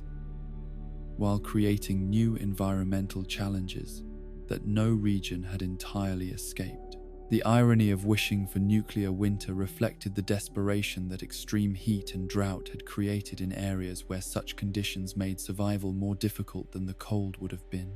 The Middle East's devastation during the resource wars had eliminated most of the infrastructure and population centers that might have served as foundations for post-war recovery, while the nuclear attacks that followed had completed the destruction of civilizations that had existed continuously in the region for thousands of years. The oil fields that had motivated decades of international warfare were now contaminated wastelands where radioactive fires burned continuously while producing toxic smoke that made the regional environment uninhabitable for any life form that required clean air for respiration. The destruction of Tel Aviv and other major cities had eliminated the educational institutions, cultural centers, and economic organizations that had preserved Middle Eastern contributions to human civilization, while creating refugee populations that lacked the resources necessary to maintain their cultural traditions under post-war survival conditions. The archaeological sites that had documented human civilization's earliest developments were now buried under radioactive debris or transformed into landscapes so altered by nuclear explosions that their historical significance was no longer recognizable. China's role as one of the primary combatants in the Great War had made the nation a target for comprehensive nuclear attacks that aimed to eliminate not only military capabilities, but also the industrial and population centers that had enabled Chinese resistance to American military pressure. The destruction was so thorough that survivors like Captain Zhao represented rare exceptions rather than typical outcomes for Chinese populations that had faced the full destructive power of American nuclear arsenals. The advanced technologies that Chinese military forces had developed during the Sino-American War, particularly in stealth systems and biological weapons, were largely lost when the research facilities and manufacturing capabilities that had created them were destroyed or abandoned. However, the survival of individuals like Captain Zhao, who possessed knowledge of these technologies, suggested that some Chinese capabilities might eventually be recovered. If survivors with appropriate technical knowledge could establish communities with sufficient resources to support advanced manufacturing, the determination that Captain Zhao expressed to rebuild China house by house reflected both the psychological resilience that had enabled Chinese civilization to survive previous catastrophes, and the practical challenges that any reconstruction effort would face in territories where nuclear devastation had eliminated most of the infrastructure and resources that modern civilization required.